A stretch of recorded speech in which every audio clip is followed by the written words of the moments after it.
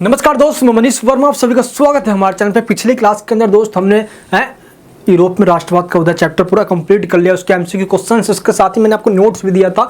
इसी के साथ दोस्त आज के इस चैप्टर के अंदर हम बात करेंगे सिविक्स का चैप्टर फर्स्ट है हमारा, सत्ता की साझेदारी है, पावर शेयरिंग। तो ये चैप्टर काफी इंपॉर्टेंट है और इस चैप्टर के अंदर हम ये पढ़ेंगे कि पिछले क्लास के अंदर दोस्त आपने देखा होगा किस तरीके से लोकतंत्र की स्थापना के लिए, डेमोक्रेसी के लिए कई देशों के अंदर संघर्ष हुआ। पिछले क्लास का याद नहीं भी है, 9th क्लास के अंदर पहाड़ में जाए, 10th क्लास में होना आप, तो यूं चुटकी में समझाऊंगा दोस्त। ये पूरा चैप्टर समझने के बाद, ये पूरी वीडियो देखने के बाद आपको सिविक्स हलवा लगेगा पूरा। अरे ये क्या सिविक्स है, इतना अच्छे तरीके से, बड़ा मजा आएगा समझने में। मेरे साथ इस वीडियो को एंड तक देखना। एमसीक्यू क्वेश्चंस दोस्त आप सारे सॉल्व कर डालोगे, एक भी क्वेश्चन नहीं होगा कि जो आपको पता ना हो और आपको ऐसा लगेगा कि क्वेश्चन कहाँ से आ गए, हमने तो पढ़ा ही नहीं है। मैं आपको इस तरीके से बता दूंगा कि एमसीक्यू क्वेश्चन से लेकर जैसा भी क्वेश्चन आ जाए लपेट मारोगे। चलिए दोस्त, अंत तक बने रहना मेरे साथ। आज के इस वीडियो में हम बात करेंगे पावर शेयरिंग, जो हमारा चैप्टर है, सत्ता की साझेदारी। सत्ता मतलब पावर होता है, साझेदारी मतलब बंटवारा होता है। पावर शेयरिंग, पावर को डिस्ट्रीब्यूट करना या शेयर करना। अगर एक के ही पास सारी पावर हो जाएगी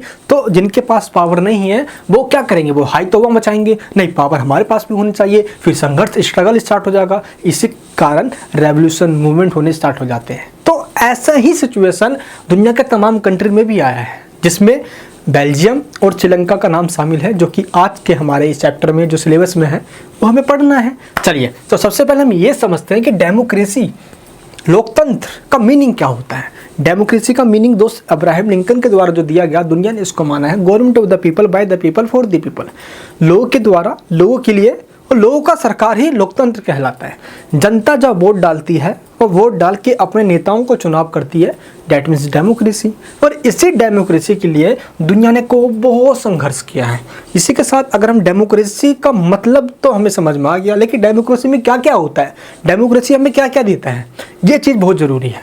जिसमें दोस्त डेमोक्रेसी जहाँ पे भी मिलेगा दुनिया के अंदर, वहाँ पे जो पावर है वो एक के ही पास नहीं होगा। जैसे कि पहले ज़माने में आपने सुना होगा, दादा दादी कहानी सुनाते हैं, या माँ कभी हमने कहानी सुना होगा, एक राजा था।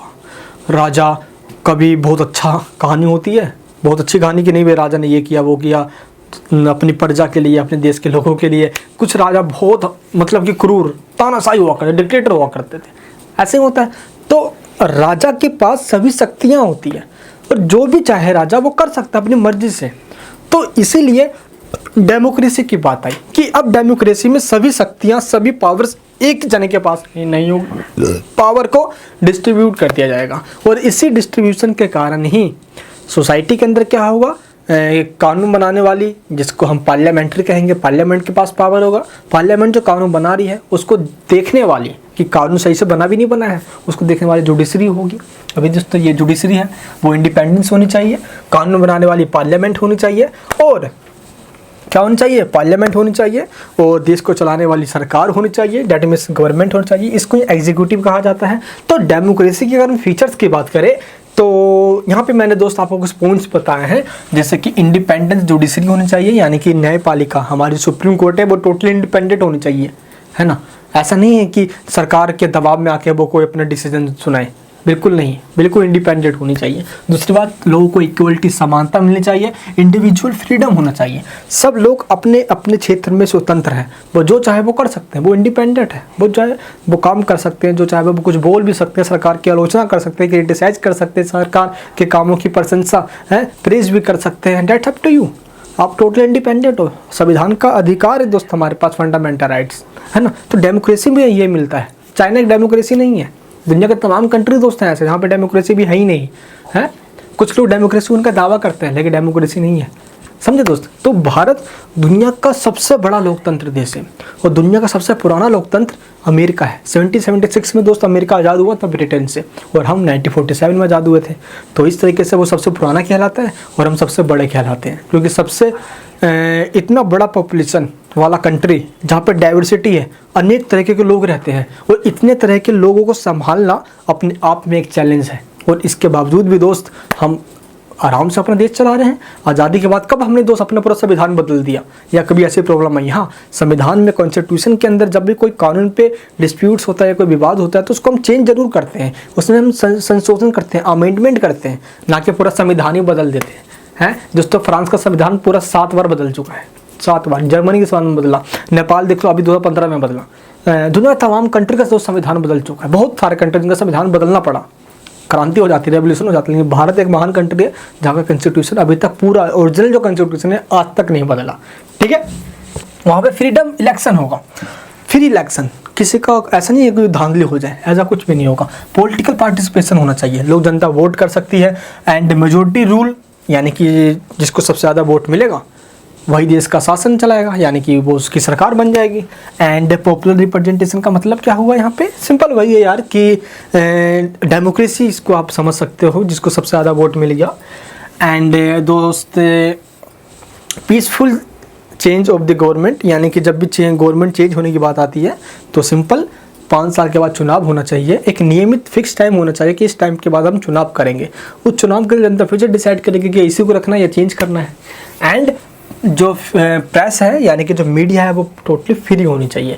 इस तरीके से डेमोक्रेसी के दोस्त ये फीचर्स हैं, ये आपको पता होना चाहिए, ताकि ये आपको पता हो कि डेमोक्रेसी के अंदर हमें क्या क्या मिलता है। हमें राइट्स मिलता है, हमें राइट्स के अंदर सारे equality, liberty, justice, right to freedom, right to express, right to religion, right to education, सब कुछ मिल जाता है हमें, है ना। जहाँ पे दोस्त सबसे बड़ी बात है कि डेमोक्रेसी के अंदर शक्तियों का बंटवारा कर दिया जाता है, डिस्ट्रीब्यूशन ऑफ पावर। शक्तियों का बंटवारा दोस्तों कैसे होता है, सबसे ऊपर अगर हम देखा जाए तो कॉन्स्टिट्यूशन होती है, देश का संविधान जो है वो सबसे ऊपर होगा। अब संविधान से ही सबको पावर्स मिलती है, तो संविधान क्या करती है, शक्तियों का बंटवारा 3 प्रकार से करती है डेमोक्रेसी के अंदर। अब ये 3 प्रकार कौन कौन से हैं, चलिए दोस्त आपको पहले मैं ये समझा देता हूँ।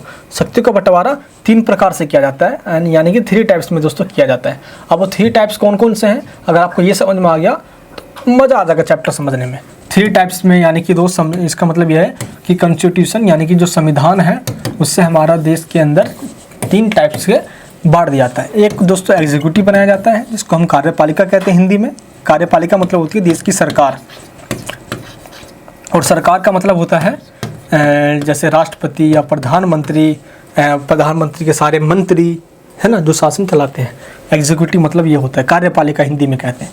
दूसरे में है दोस्त संसद, देश की संसद यानी कि पार्लियामेंट, यहाँ पे सभी चुने हुए सांसद बैठते हैं, जिसको हम एमपी कहते हैं, मेंबर ऑफ पार्लियामेंट। एंड तीसरे पे है तो जुडिशरी, यानी कि न्यायपालिका। न्यायपालिका, न्यायपालिका मतलब होता है जिसके अंदर सर्वोच्च न्यायालय एंड उच्च न्यायालय, supreme court, high court, district court, ये सारे कोर्ट होते हैं। इस तरीके से देखा जाए तो एग्जीक्यूटिव, पार्लियामेंट्री और जुडिशरी, लोकतंत्र के अंदर ये तीनों सरकार के अंग कहे जाते हैं। यानी कि लोकतंत्र जहाँ भी होगा वहाँ पे ये तीनों अंग होंगे, क्योंकि देश चल ही नहीं पाएगा। वहाँ पे सरकार बनाने के लिए सरकार होनी चाहिए, और वो बैठ के डिबेट कर सके, इसलिए संसद होनी चाहिए। इसलिए दोस्त एग्जीक्यूटिव और पार्लियामेंट ये दोनों मिलकर कानून बनाते हैं, और वो कानून संविधान के अकॉर्डिंग, कॉन्स्टिट्यूशन के अकॉर्डिंग है या नहीं, ये देखती है जुडिशरी, न्यायपालिका। ये दोस्त अब हमने ये तो समझ लिया। आखिर डेमोक्रेसी के अंदर शक्तियों को देखो दोस्त, क्या हुआ है, 3 तरीके से बांट दिया गया है। यानी कि शक्तियों का, यानी पावर्स का डिस्ट्रीब्यूशन है, पावर शेयरिंग है। तो लोकतंत्र यानी कि डेमोक्रेसी के अंदर पावर शेयरिंग क्या जरूरी है, क्या बिना पावर शेयरिंग के काम नहीं हो सकता, क्यों जरूरी है? तो इसीलिए ये चैप्टर हमें पढ़ना है कि क्यों जरूरी है। क्योंकि अभी हम देखेंगे कि कुछ देशों के अंदर डाइवर्सिटी होने के कारण, यानी कि अलग अलग तरह के लोग रहते हैं, उनकी भाषाएं अलग है ना, लैंग्वेज अलग है, उनका रिलीजन अलग है। इसलिए जिनका मेजोरिटी है, यानी कि ऐसे लोग जिनकी मेजोरिटी है, जो संख्या में ज़्यादा है, वो कम संख्या वाले लोगों पे अपनी इच्छाओं को, अपने उद्देश्यों को, जो वो चाहते हैं, वो कम लोगों पे थोप भी सकते हैं कि जैसा हम चाहते हैं तुम भी वैसा ही करो। तो ऐसी प्रॉब्लम तो खड़ी हो सकती है। हम यही देखेंगे दोस्त आज की इस क्लास के अंदर कि किस तरीके से डेमोक्रेसी के अंदर शक्तियों का बंटवारा, डिस्ट्रीब्यूशन ऑफ पावर शेयरिंग बहुत ज़रूरी है। वो क्यों ज़रूरी है, इसकी कहानी की शुरुआत हम 2 कंट्री के साथ करेंगे, जिसमें पहला नाम आता है बेल्जियम का, जिसके कैपिटल, जिसकी राजधानी है ब्रुसेल्स, और दूसरा नाम आता है श्रीलंका का, जिसकी राजधानी है कोलंबो। क्लियर है? तो हम इन दोनों कंट्री को देखेंगे एक एक करके। चलिए दोस्त, वीडियो को हम स्टार्ट करते हैं। इंट्रोडक्शन बात करते हैं एक एक करके कि बेल्जियम और श्रीलंका में ऐसी कौन सी घटनाएं हुई जिसके कारण से ये अब आपको समझ में आएगा कि पावर शेयरिंग बहुत ज़रूरी है। तो सत्ता की साझेदारी, शक्तियों का बंटवारा कितना ज़रूरी है, इस कहानी की शुरुआत में ही हमें पता चल जाएगा कि श्रीलंका के अंदर और बेल्जियम के अंदर कुछ ऐसी घटनाएं घटी जिसके कारण ये लगता है कि पावर शेयरिंग होगा तो प्रॉब्लम नहीं होगी। क्योंकि दोस्त एक देश के अंदर जिनकी जनसंख्या ज़्यादा है और जिनकी पॉपुलेशन कम है, तो उनको ऐसा लगेगा जिनकी पॉपुलेशन कम है कि जिनकी जनसंख्या ज़्यादा है वो हम पे अपने विचार थोप रहे हैं, है ना, उनको ऐसा डर सताएगा। इसलिए पावर शेयरिंग कर दो। अगर एक ही लोगों के पास सारा पावर आ जाएगा तो वो डिक्टेटर बन जाएगा और तानाशाही बनना चलाएगा अपनी, जो मैं कहूँगा वही तुम करोगे, ऐसा कुछ घटनाएं घटनी स्टार्ट हो जाएगी। तो डाइवर्सिटी कंट्री के अंदर अक्सर ऐसा देखा जाता है, जहाँ पे नॉर्मली वहाँ पे अपनी बातें उठाने का अधिकार होता भी है। और डेमोक्रेसी का मतलब भी होता है दोस्त शक्तियों का बंटवारा, power sharing, distribution of power. चलिए दोस्त एक एक करके हम बात करते हैं श्रीलंका और बेल्जियम की कहानी से कि किस तरीके से पावर शेयरिंग की घटनाएं काफ़ी ज़रूरी है, बहुत ज़रूरी पावर शेयरिंग कैसे। हम पहले समझेंगे दोस्त बेल्जियम के बारे में, देन श्रीलंका के बारे में कि यहाँ पे कुछ ऐसी घटनाएं घटी है जिसके कारण से अब हमें ये समझ में आएगा कि पावर शेयरिंग जरूरी है। चलिए दोस्त पहले हम बात करेंगे बेल्जियम के बारे में, देन हम बात करेंगे श्रीलंका के बारे में। बेल्जियम यूरोप का एक छोटा सा देश है, छोटा सा देश है।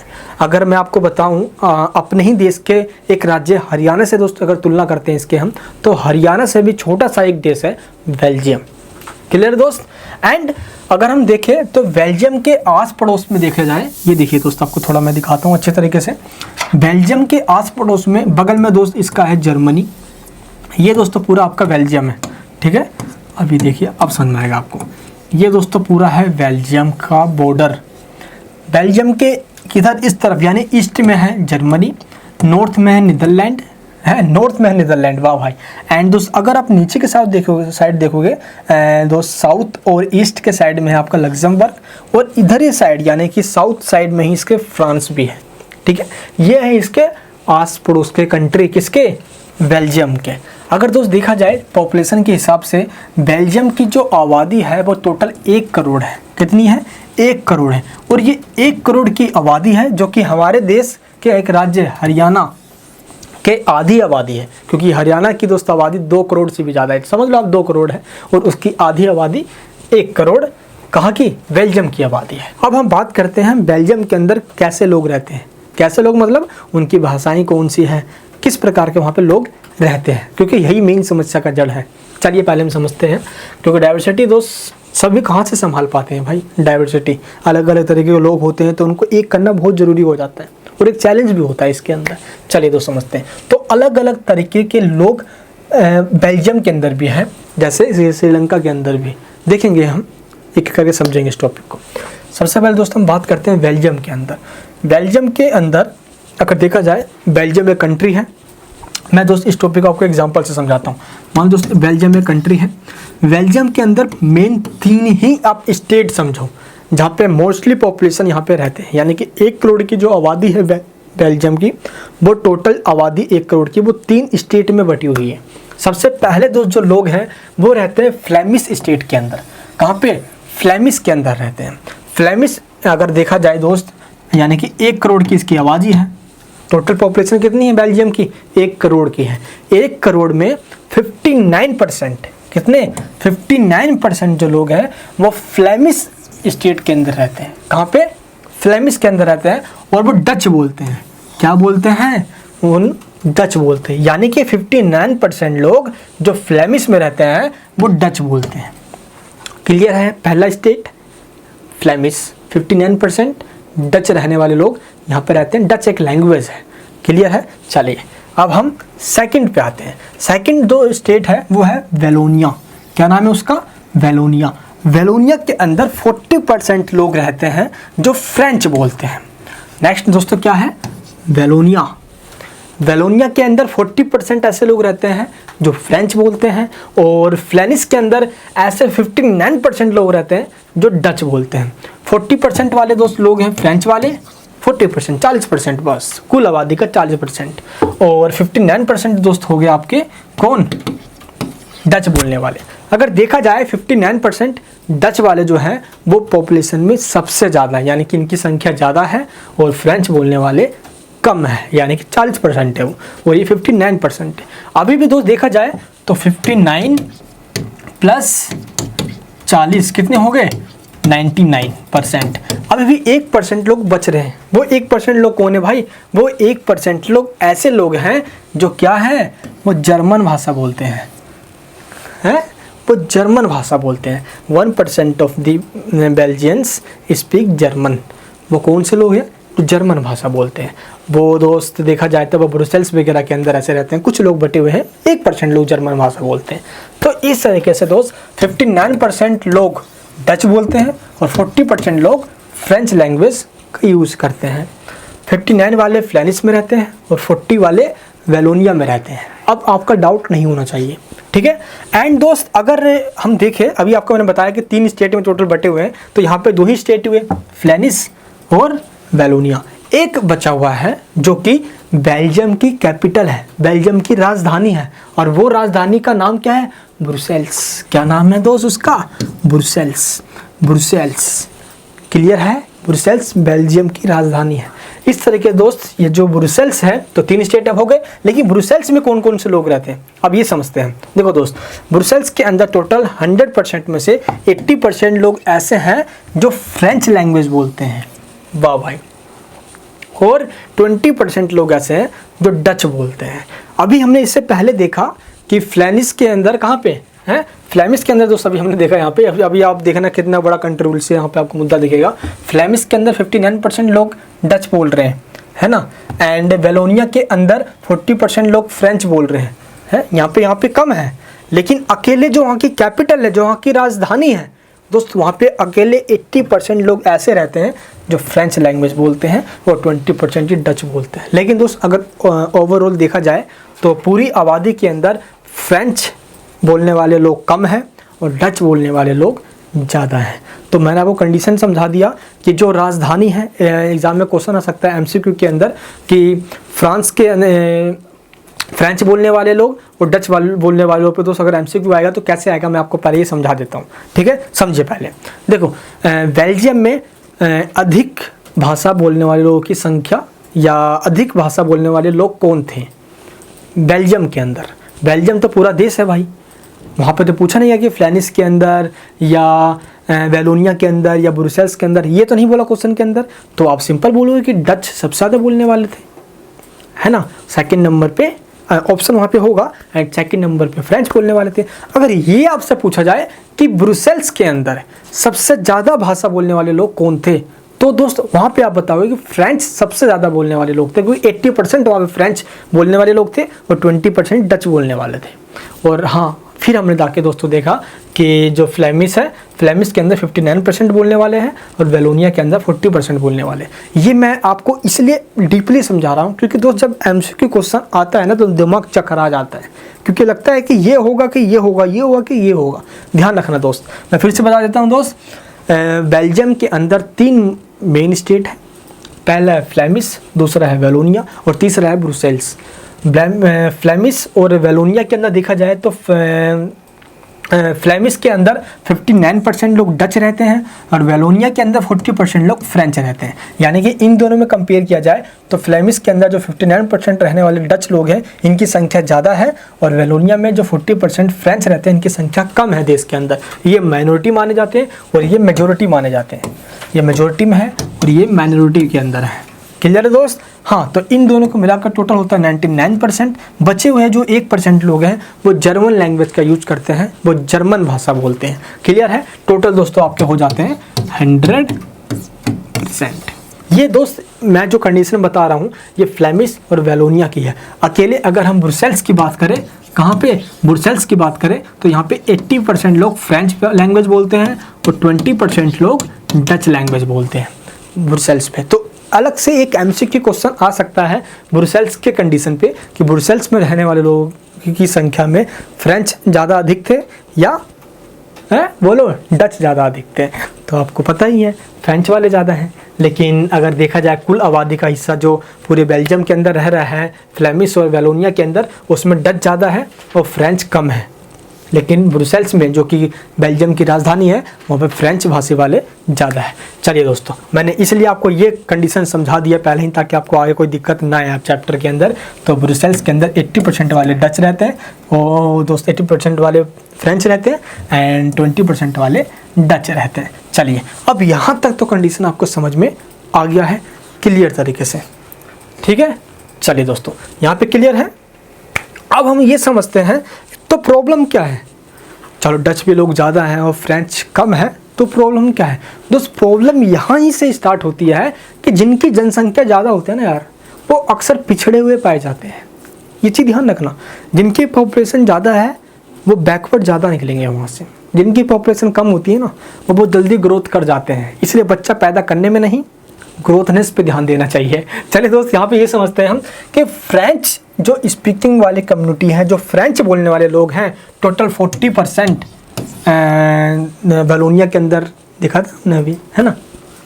तो इस तरीके से यार तो फ्रेंच बोलने वाले लोग बेल्जियम के अंदर बेशक कम हैं, लेकिन वो डच के मुकाबले काफ़ी अमीर है और पावरफुल है।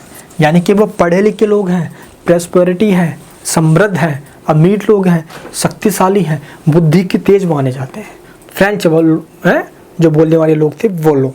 ठीक है, डच दोस्त पॉपुलेशन में ज़्यादा थे, लेकिन ये काफ़ी बैकवर्ड थे और ये पिछड़े हुए थे। क्लियर है, फ्रेंच और डच में ये डिफरेंस आपको पता होना चाहिए। फ्रेंच आगे और डच पिछड़े हुए थे, बैकवर्ड थे, इकोनॉमिकल और पॉलिटिकल रूप से भी आप कह सकते हो कि यार इकोनॉमिकल कंडीशन उनकी ठीक नहीं थी। ठीक है, फ्रेंच वाले बिल्कुल मस्त थे भाई, पैसे वगैरह बिल्कुल कोई दिक्कत नहीं, अमीर थे काफ़ी लोग, पैसे पढ़े लिखे लोग हैं तो अमीर ही होंगे यार, दिक्कत क्या हो सकता है। अब यहाँ पे हम ये समझते हैं कि डच लोगों से ये सहा नहीं गया कि फ्रेंच लोग हमारे ही कंट्री में रहते हैं, इतने अमीर हैं, लेकिन जनसंख्या में तो हमसे कम है, तो इतने अमीर कैसे हैं भाई। इनसे सहा नहीं गया, इनके पेट में दर्द हो गया। जब इनका पेट में दर्द हुआ ना यार तो बड़ा दिक्कत हो गया। टाइम था कब, 1950 का और 1960 का दोस्त ये डिकेड चल रहा था। 1950 का पूरा 10 साल और 1960 से पूरा ये 10 साल। ठीक है, यानी कि 50 से लेकर 60 का ये दोस्त टोटल जो टाइम पीरियड था। इस टाइम पीरियड के अंदर सभी डच लोग जो डच बोलते थे वो सब के सब स्ट्रगल करने लग गए।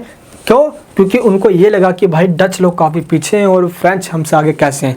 इसलिए तनाव बढ़ गया, डिस्प्यूट्स हो गया, दंगे होने लग गए, मूवमेंट होने लग गए भाई, स्ट्रगल होने स्टार्ट हो गए। और यहीं से दोस्तों बेल्जियम की कहानी स्टार्ट होती है। क्यों? क्योंकि डच लोग पिछड़े हुए हैं और फ्रेंच लोग अगड़े हैं, अपना विकास तगड़ा कर रखा हुआ है, वो तरक्की पे है अपने। और जब कोई तरक्की पे होता है ना, आजू बाजू वाला बहुत जलता है, होता है ना ऐसा ही, एक ही देश के अंदर है। लेकिन देख लो भाई, क्लियर है। तो जो बेल्जियम की मेन प्रॉब्लम है वो क्या है, अब आपको समझ में आ गया होगा कि फ्रेंच के लोग थोड़ा यहाँ पे डेवलप कर चुके हैं अपने आप को, डच लोग पीछे हैं। इसलिए वो इस बात को लेकर खड़े हो गए कि भाई ऐसे कैसे हैं, तनाव बढ़ गया, वो पिछड़े, हम पिछड़े हैं, वो आगे कैसे हैं, वो आगे अपना विकास कैसे कर लिया। उन्होंने यहीं से हिंसा या दंगे बंगे होने स्टार्ट हो गए। क्लियर है। पहली बात हम बात करते हैं ब्रुसेल्स की। ब्रुसेल्स के अंदर जो डच लोग हैं, यानी जो डच बोलने वाले लोग हैं, देखो ब्रुसेल्स वहाँ की कैपिटल है यार, और डच बोलने वाले जो लोग हैं वो पूरे देश के अंदर सबसे ज़्यादा है, उनकी मेजोरिटी है ना, मेजोरिटी है इनकी कंट्री के अंदर। लेकिन दोस्त इनकी जो कंडीशन है वेल्थ के मामले में, यानी कि पैसों के मामले में और प्रोस्पेरिटी के मामले में, समृद्धि के मामले में, खुशियों के मामले में, जीवन स्टैंडर्ड के मामले में, लाइफ स्टैंडर्ड के मामले में काफ़ी बैकवर्ड हैं डच लोग। ठीक है, इसी कारण से हो जाता है दंगा फंगा स्टार्ट। क्लियर, यहाँ पे समझ में आ गया आपको कि डच लोगों ने दंगा इसलिए स्टार्ट कर दिया क्योंकि वो फ्रेंच लोगों से पिछड़े हुए थे। क्लियर है, वो बैकवर्ड थे, वेल्थ और प्रोस्पेरिटी के मामले में, समृद्धि के मामले में पिछड़े हुए थे। अब यहाँ पे हम एक चीज़ समझते हैं हम पहले। अब ये तो हमने बेल्जियम की एक छोटी सी कहानी समझ ली पहले, अभी हम डीपली आएंगे। हम पहले समझते हैं अब श्रीलंका की कहानी क्या आती है। हमने देखा दोस्तों बेल्जियम के अंदर किस तरीके से दुभाषी लोग, दो भाषा बोलने वाले लोग, एक डच और फ्रेंच लोग आपस में किस तरीके से अब भिड़ंत में आ गए। उनमें जलन की भावना दिखने लग गई और लड़ने लग गया आपस में। भाई डच से सहा नहीं गया, उनकी तरक्की देख के जलने लग गया। अक्सर ऐसा होता है ना है दोस्त, इसलिए मैं हमेशा कहता हूँ कि अपनी तरक्की ऐसा कर दो कि पड़ोसी के घर के सामने डीजे बजाना है, धूम मचाना है, तहलका मचाना, ऐसा है, ऐसे सोच के चलना। अब दोस्त हम देखते हैं श्रीलंका की कहानी क्या है। श्रीलंका की कहानी कुछ ऐसी मिलती जुलती कहानी है। हुआ क्या, ये है दोस्त श्रीलंका, ठीक भारत से ये सटा हुआ है श्रीलंका। ये देखो आप श्रीलंका, मुझे लगता है कि दोस्त अगर आप तमिलनाडु जाते हो तो तमिलनाडु से कुछ ही किलोमीटर पार करके आप श्रीलंका में घुस जाओगे। तो इतना पास सटा हुआ है हमारे ये राम सेतु दोस्तों, पुल यहाँ पे दिखा होगा राम जी का। ये देखो, ये है यहाँ से पूरा सटा हुआ है श्रीलंका। ये देखिए आप, यहाँ से भी दोस्तों पास ही है श्रीलंका हमारे देश से। ये जो दोस्त जो हिस्सा दिख रहा है आपको, ये थोड़ा हिस्सा ये तमिलनाडु का हिस्सा है। ठीक है, तमिलनाडु से बहुत पास है श्रीलंका। अब हुआ ये कि जब हम गुलाम थे तो गुलामी के टाइम पे भी कुछ लोग जो तमिलनाडु में रहते थे उनको अंग्रेज़ों के द्वारा या वो खुद से ही प्लांटेशन के लिए, यानी कि बागानों के लिए, खेती वगैरह करने के लिए, प्लांटेशन के लिए कहाँ चले गए थे हैं, वो चले गए थे श्रीलंका के अंदर। तो कुछ लोग तमिलनाडु से चले गए श्रीलंका के अंदर और लगभग 13% लोग, 13% लोग पहले से ही श्रीलंका के अंदर रह रहे थे जो तमिल भाषा बोलते थे। तो इस तरीके से श्रीलंका के अंदर एक ऐसे लोग हो गए जो तमिल बोलने वाले थे दोस्त। क्योंकि ये जो एरिया है भारत का दोस्त वो ठीक इसके उत्तर में पड़ रहा है। ये देखिए यहाँ पे जो श्रीलंका उत्तर है दोस्त, किसी की अगर हमें लोकेशन देखनी है तो ये लोकेशन ईस्ट होती है, ये नॉर्थ होती है उत्तर, ये होती है दोस्तों वेस्ट और ये होती है साउथ। तो इस वाले लोकेशन में यानी कि दोस्त इंडिया से ये निकल कर यहाँ से आए और यहाँ के आके यहीं आके बस गए, इस वाले इलाके में दोस्तों आके बस गए। तो ये वाला इलाका टोटल है इनका नॉर्थ का और ये दोस्तों मैंने आपको बताया था ये इलाका है ईस्ट का। तो इस पूरे इलाके के अंदर ऐसे लोग रहते थे जो भारत से आए हुए तमिल लोग थे या ऐसे लोग जिनको तमिल भाषा आती थी, वो इस इलाके में आके बस गए। तो दोस्तों इस तरीके से ये वाला जो एरिया है पूरा, ये वाला जो पूरा एरिया है, ये पूरे एरिया में दोस्त तमिल लोग बस गए आकर। तमिल लोग कौन से लोग? तमिल लोग जिनकी लैंग्वेज तमिल है। ठीक है दोस्त, आपने इस तरह देख लिया। बाकी जो यहाँ पे हिस्सा बचा हुआ है, यानी कि देखा जाए तो तमिल लोग कहाँ पे हैं? नॉर्थ प्लस ईस्ट में, उत्तर और पूर्व का जो एरिया है श्रीलंका का, उस एरिया के अंदर तमिल भाषा बोलने वाले लोग रहते हैं। बाकी दोस्तों जो बचा हुआ एरिया है उन एरिया के अंदर सिंगली भाषा लोग बोलने वाले लोग रहते हैं, सिंगली भाषा बोलने वाले लोग। जैसे अभी हमने देखा कि बेल्जियम के अंदर फ्रेंच और डच बोलने वाले लोग ज़्यादा हैं वहाँ पे, वैसे ही सेम कंडीशन श्रीलंका के अंदर भी है, तमिल और सिंगली भाषा बोलने वाले लोग। दोस्त बेल्जियम के अंदर डच लोग बोलने वाले लोग ज़्यादा थे, बेल्जियम के अंदर सिंगली बोलने वाले लोग ज़्यादा हैं। तो समझ लो कंडीशन क्या होगी हैं, वहाँ पे डच बोलने वाले ज़्यादा थे तो उनको लगा कि भाई अब दंगा करना है, अब फ्रेंच वाले में भिड़ंत हुई उनकी, और यही सेम कंडीशन यहाँ भी होगी। इनकी जनसंख्या कम है, अब इनको लग रहा है कि सिंगली लोग हम पे कुछ कर नहीं रहे। सिंगली लोगों ने सोचा कि हमारी जनसंख्या ज़्यादा है तो सारे राइट्स, लॉज, संविधान, कानून, इंस्टीट्यूशन सब कुछ हमारा है, इनकी जनसंख्या कम, इनको कुछ नहीं देंगे हम। तो भाई तमिलों और सिंगलियों में भिड़ंत होगी यहाँ पे और मांग इतनी ज़्यादा उठ गई कि अब जो नॉर्थ और ईस्ट में दोस्त जो रहने वाले जो तमिल वाले लोग हैं उन्होंने ये मांग उठा दी कि नॉर्थ और ईस्ट को काट दो, श्रीलंका से अलग कर दो, अलग देश बना दो जहाँ पे सिर्फ तमिल भाषा वाले लोग रहेंगे। चलिए दोस्तों अब इसको हम आपको एनिमेशन के थ्रू समझाते हैं। श्रीलंका की हम बात कर रहे हैं, जो श्रीलंका के अंदर भी पॉपुलेशन काफ़ी डाइवर्स है, विविधता है यहाँ पे भी, डाइवर्सिटी यहाँ पे भी, यानी कि अलग अलग तरह के यहाँ पे भी लोग रहते हैं। सिंगली भाषा भी लोग यहाँ पे जो रहते हैं वो टोटल 74% है। अभी आपको बताया मैं, सिंगली श्रीलंका के रहने वाले लोगों की भाषा है, ऑफिशियल लैंग्वेज है, जो कि 74% लोग यहाँ पे यूज़ करते हैं सिंगली लैंग्वेज। सिंगली लैंग्वेज यहाँ पे 74% लोगों द्वारा बोली जाती है। जाहिर सी बात है दोस्त, ये मेजोरिटी है, सबसे ज़्यादा लोग यहाँ पे सिंगली भाषा ही बोलते हैं। और जो तमिल बोलने वाले दोस्त लोग हैं वो टोटल 18% है। कितने परसेंट? 18% है, यानी कि सिंगली वाले ज़्यादा हैं और तमिल वाले यहाँ पे कम है। ठीक है दोस्त, तमिल बोलने वाले की जो लैंग्वेज है वो टोटल 18%, 18% है। क्लियर है दोस्त? चलिए अब हम बात करते हैं, पहले जो तमिल लोग बोलने वाले जो 18% है उनको भी दो कैटेगरी में डिवाइड किया गया है। ये मैंने आपको अभी थोड़ी देर पहले बताया, फिर से बताता हूँ दोस्त। सबसे पहले वो लोग जो श्रीलंका के ही मूल निवासी हैं, तमिल नेटिव्स हैं, वो तमिल ऐसे लोग हैं जो श्रीलंका में ही स्टार्टिंग से रह रहे हैं, वो स्टार्टिंग से ही श्रीलंका में ही रह रहे हैं, जिनकी संख्या टोटल 13% है। ठीक है, ये श्रीलंका में ही स्टार्टिंग से रह रहे हैं, इनका जन्म ही श्रीलंका में हुआ है। ठीक है, लेकिन जो दूसरे ऐसे लोग हैं दोस्त, जब भारत गुलाम हुआ करता था तो दोस्त वो प्लांटेशन के लिए, ये खेती वगैरह करने के लिए, बागानों के लिए वो इंडियन तमिल यानी कि तमिलनाडु से वो श्रीलंका में चले गए थे। हैं, क्लियर है? तो ऐसे लोग जो हैं तो भारत के तमिलनाडु से, लेकिन वो श्रीलंका चले गए, वो भी तमिल बोलते हैं। ऐसे लोग प्लस जिनका जन्म ही श्रीलंका में हुआ है, ऐसे लोग। तो इन दोनों को मिलाकर दो कैटेगरी में ही दोस्त यहाँ पे श्रीलंका में तमिल लोग रहते हैं। तो दो कैटेगरी के लोग हैं, ये आपको ध्यान रखना है दोस्त। एमसीक्यू क्वेश्चन कहीं से भी आ सकता है, तो ये पता होना चाहिए। अब आपको यहाँ पे ये समझना है, ये दोस्तों पूरा मैप है। इस मैप के अंदर अभी आपको मैंने बताया कि किस तरीके से श्रीलंका के अंदर नॉर्थ का जो इलाका है और जो ईस्ट का जो इलाका है, इस पूरे इलाके के अंदर तमिल लोग बस गए, है ना। तो श्रीलंका की दोस्त अगर हम बात करें, इसके बेसिक स्ट्रक्चर की बात करें, तो इसका संबंध हमारे भारत के इतिहास से बहुत पुराना है। श्रीलंका महाभारत से भी दोस्त आपको पता है इसका इतिहास चल रहा है हमारे साथ, है ना। एंड ये एक द्वीपीय देश है, आइसलैंड वाला देश है ये। आइलैंड क्यों भाई? आइसलैंड के अंदर क्या होता है ना कि द्वीपीय देशों को, उस देश को कहा जाता है द्वीपीय देश। द्वीपीय देश उस देश को कहा जाता है जो चारों तरफ से पानी से घिरा हो। ये देखो दोस्त, यहाँ से भी पानी से घिरा है, यहाँ से भी पानी से, इधर से भी पानी, इधर से भी पानी, इधर से भी पानी, है ना दोस्त। इधर दोस्त बंगाल के खाड़ी पूरा पड़ जाता है, इसके नीचे हिंद महासागर है और इस तरफ अरब सागर है। तो सब जगह से पानी से घिरा पड़ा है ना। ये पूरा पानी यहाँ पे घिरा हुआ है।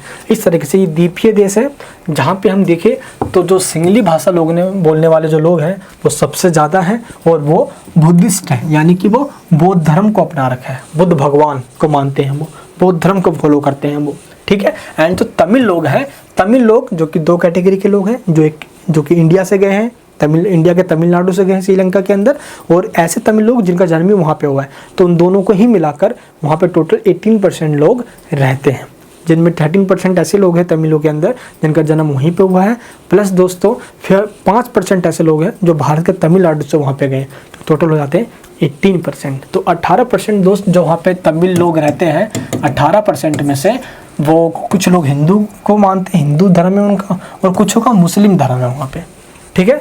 चलिए ये चीज़ यहाँ पे आपको क्लियर है। नेक्स्ट हम देखते हैं, वहाँ पे 7% ऐसे लोग भी रहते हैं जो क्रिश्चियन है, जो क्रिश्चियनिटी को मानते हैं, क्लियर है। नेक्स्ट है दोस्त, दोनों तमिल और जो सिंघल जो सिंगली भाषा है वहाँ पे, तो जो क्रिश्चियन जो वहाँ पे लोग रहते हैं, क्रिश्चियनिटी वाले जो लोग हैं, वो दोनों भाषा यूज करते हैं, तमिल लैंग्वेज भी और सिंगली लैंग्वेज भी, जो कि जनसंख्या के मामले में टोटल 7% उनकी पॉपुलेशन यहाँ पे है। तो अब हम कहानी को यूँ समझते हैं कि श्रीलंका में ऐसा क्या हुआ। हमने ये तो समझ लिया कि यहाँ पे भी सिंगली लोगों की मेजोरिटी है, सिंगली जो लैंग्वेज है वो जो यूज़ करने वाले लोग हैं इनकी जनसंख्या ज़्यादा है, इनकी पॉपुलेशन ज़्यादा है, और तमिल बोलने वाले जो लोग हैं उनकी जनसंख्या कम है, टोटल 18%, और सिंगली वाले 74%। अब जाहिर सी बात है यार, 74% अपनी इच्छाओं को, अपनी बातों को कम भाषा वाले लोगों पे थोपेगा ही थोपेगा भाई। आप सोचो ज़रा एक बार, आपको तमिल आती है, आपको सिंगली नहीं आती, और सिंगली जो मानने वाले लोग हैं वो आपको ये कहने लग जाए कि तमिलों को भी अब सिंगली बोलना है, कहाँ से बोल लेंगे भाई? उनको तो तमिल ही इतनी मुश्किल से सीखे हैं भाई, अब सिंगली कैसे बोल लेंगे? तो यही कंडीशन अगर हो जाए और आपसे अगर ये कहने लग जाए कि यहाँ पे सिंगली लोग ज़्यादा हैं, इसलिए सभी कानून सिंगलियों के लिए हैं, सभी सरकारी नौकरी सिंगलियों के लिए है, सभी स्कूल्स कॉलेज सिंगलियों के लिए है, तमिलियों को कुछ नहीं मिलेगा, तो कितना बुरा लगेगा आपको? लगेगा बुरा। यही सेम घटना है श्रीलंका की है। यहाँ पे दोस्त तमिल और सिंगलियों के बीच इसीलिए भिड़ंत हो गई और ये मार काट तक भी उतारू हो गए। इस घटना को हम समझेंगे इस पॉइंट से, श्रीलंका में बहुसंख्यकवाद, मेजोरिटेरियनिज्म इन श्रीलंका। चलिए दोस्त, आई होप आपको इससे पहले जो मैंने बताया बेल्जियम और श्रीलंका, ये दोनों आपको अच्छे से ब्रीफ में मैंने आपको समझाया, समझ में आ गया होगा। अब समझते हैं श्रीलंका की ऐसी कौन सी घटना है जो इसको इतिहास के पन्नों पे है लिखवाने में और हम सबको पढ़ने में मजबूर कर देती है, पावर शेयरिंग के लिए मजबूर कर देती है। चलिए दोस्त, अब ये जानते हैं हम श्रीलंका में बहुसंख्यकवाद यानी कि मेजोरिटेरियनिज्म इन श्रीलंका।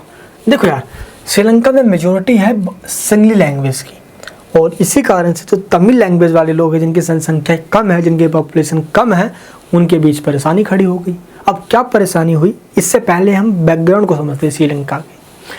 श्रीलंका भी दोस्त भारत के ही तरह अंग्रेजों का गुलाम हुआ करता था। भारत यानी कि 1947 में दोस्त इंडिया को आज़ादी मिल गई, और 1948 में यानी कि भारत के 1 साल बाद जाकर श्रीलंका को आज़ादी मिली अंग्रेजों से। जिस समय श्रीलंका आज़ाद हुआ उस समय आपको मैंने बताया ना अभी कि श्रीलंका के अंदर सिंगली बोलने वाले लोग सबसे ज़्यादा हैं, लगभग 74%, और तमिल बोलने वाले लोग 18% हैं। इसलिए सिंगली लोगों वाले ने सोचा अरे हम तो सिंगली बोलने वाले हैं, बहुत बड़ी जनसंख्या हमारे, तो इसलिए हमारे देश में हमारी सुप्रीमेसी हो, है देश की सरकार हमारी हो, सब जगह सिंगली बोलने वाले लोग ही हों, सब जगह, शायद गवर्नमेंट जॉब के अंदर सब जगह पे। तो सिंगली लोगों ने ये सोचा कि हमारी सुप्रीमेसी होनी चाहिए, सर्वोच्च शक्ति है, सबसे ऊपर हम हों। किसने सोचा? जो सिंगली भाषा बोलने वाले लोग हैं, पहली बात।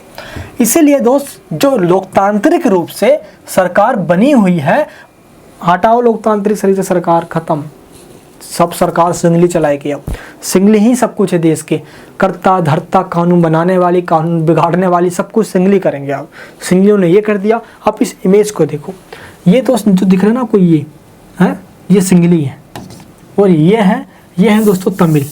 ये कौन है दोस्त? तमिल। ये देखिए आप, अब इस तमिल को कैसे सिंगली वाले लोग डरा रहे हैं, और यहाँ पे लिखा हुआ है दोस्त सिंगलीज ओनली। अब ओनली सिंगली ही देश के करता धरता है। इस इमेज में दोस्त आप देख सकते हो कैसे तमिलों को डराया गया है यहाँ पे, भाषाओं के दम पे, जिनकी जनसंख्या ज़्यादा है भाषा में, वही देश के करता धरता है। इस तरीके से सिंगली लोगों ने शुरुआत से ही अपनी भाग्य विधाता की विधाता बन बैठे, और श्रीलंका को कानून को अपने हाथ में ले बैठे कि जो भी होगा आप जो सिंगली कहेंगे वही होगा। इसी को दोस्त देखते हुए 1956 के अंदर एक एक्ट, एक कानून पास किया गया। कब? 1956 के अंदर। याद रहे दोस्त, एमसीक्यू क्वेश्चन आने वाले हैं, तो जैसे जैसे मैं बता रहा हूँ आपको हर एक चीज़ों का नोट्स बनाते जाना, कॉपी पेन लिख के बैठना आप मेरे साथ जब भी पढ़ने बैठो, ताकि चीज़ों को नोट डाउन करते रहो जो जो मेन आपको लग रहा हो। तो जैसे कि 1956 के अंदर एक एक्ट मतलब दोस्तों होता है कानून, एक कानून पास किया गया, और इस कानून का मतलब ये था कि सिंगली भाषा अब देश की ऑफिशियल लैंग्वेज होगी। ऑफिशियल लैंग्वेज का मतलब होता है औपचारिक भाषा होगी। औपचारिक भाषा का मतलब होता है कि देश के सभी सरकारी काम, जो भी गवर्नमेंट का काम होगा, वो सब के सब सिंगली लैंग्वेज में किया जाएगा। कौन से? सिंगली लैंग्वेज में किया जाएगा। और तमिल को दरकिनार कर दिया गया है, तमिल को दरकिनार कर दिया गया, डिसरिगार्डिंग तमिल को दोस्त बिल्कुल इग्नोर किया गया। बेचारे तमिल सोचने लग गए भाई ये क्या हो रहा है हमारे साथ। अभी तो सिर्फ सोच ही रहे हैं, देख ही रहे हैं, अभी आगे निकलेगी भड़स, क्योंकि स्टार्टिंग में हम सब झेलते रहते, एक टाइम ऐसा आता है पूरी भड़स निकाल देते हैं और क्रांति स्टार्ट कर देते हैं। ऐसा ही होता है ना दोस्त। अब हुआ ये यार कि सिंगली लोग हद पे हद पार किए जा रहे हैं। हुआ क्या? देखो दोस्त, ऐसी पॉलिसी बनाई गई जिसके अंदर प्रायोरिटी यानी कि महत्व, वरीयता किसको दिया गया? सिंगलीज वालों को, यानी कि जो सिंगली लैंग्वेज बोलते हैं उनको ही महत्व दिया जाता। सिंगली भाषा बोलने वाले लोगों को कहाँ पे?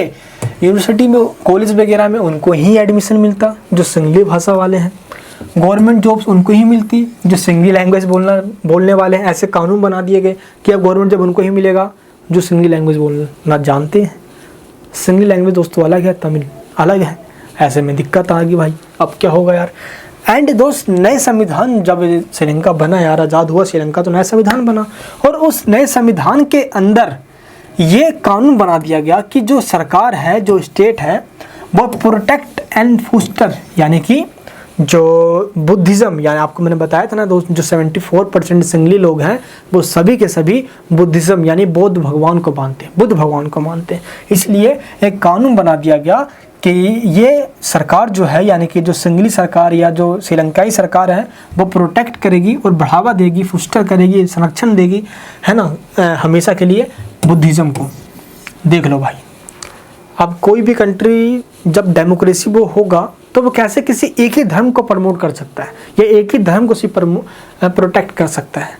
जब अगर देखा जाए, इनफैक्ट जो तमिल लोग हैं यार वो मुस्लिम और हिंदू हैं, लेकिन सिंगली लोग बुद्धिज़्म को ही प्रमोट कर रहे हैं। क्यों हिंदू क्यों नहीं कर रहे भाई, क्यों मुसलमान को क्यों नहीं कर रहे भाई?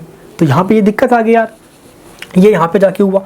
तो सिर्फ बुद्धिज़्म के कारण ही तमिल लोगों को यहाँ भी अब दिक्कत होने लग गई, नाराज़गी बढ़ते जा रही है। धीरे धीरे करके तमिल लोग नाराज़ होते जा रहे हैं, ध्यान रखना, बहुत नाराज़ होते जा रहे हैं। अब ये नाराज़गी इतनी ज़्यादा बढ़ गई कि श्रीलंकाई के अंदर जो तमिल लोग हैं वो अपने आप को पराया समझने लग गए, बेगानापन समझने लग गए। हम तो अपने ही घर में पराये हो गए, और इसी कारण से सभी लोग सड़क पे आ गए।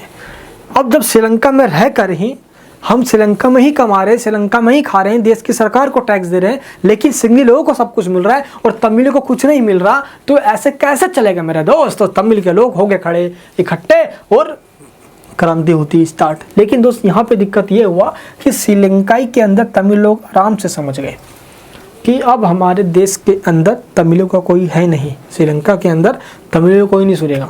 क्योंकि दोस्त देखा जाए ना यार कि ऑल पार्टीज मीटिंग हुई सिंगली वालों की, और इस मीटिंग के अंदर भी ये डिसाइड कर लिया गया था यार कि जो सेंसिटिव है, यानी कि मामला देखा जाए यार, तो सिंगली सोचने वालों ने सोच लिया कि हम अपने ही लैंग्वेज को, हम अपने ही रिलीजन्स को प्रमोट करेंगे, यानी बुद्धिज़्म को, और अपनी लैंग्वेज यानी सिंगली को ही प्रमोट करेंगे।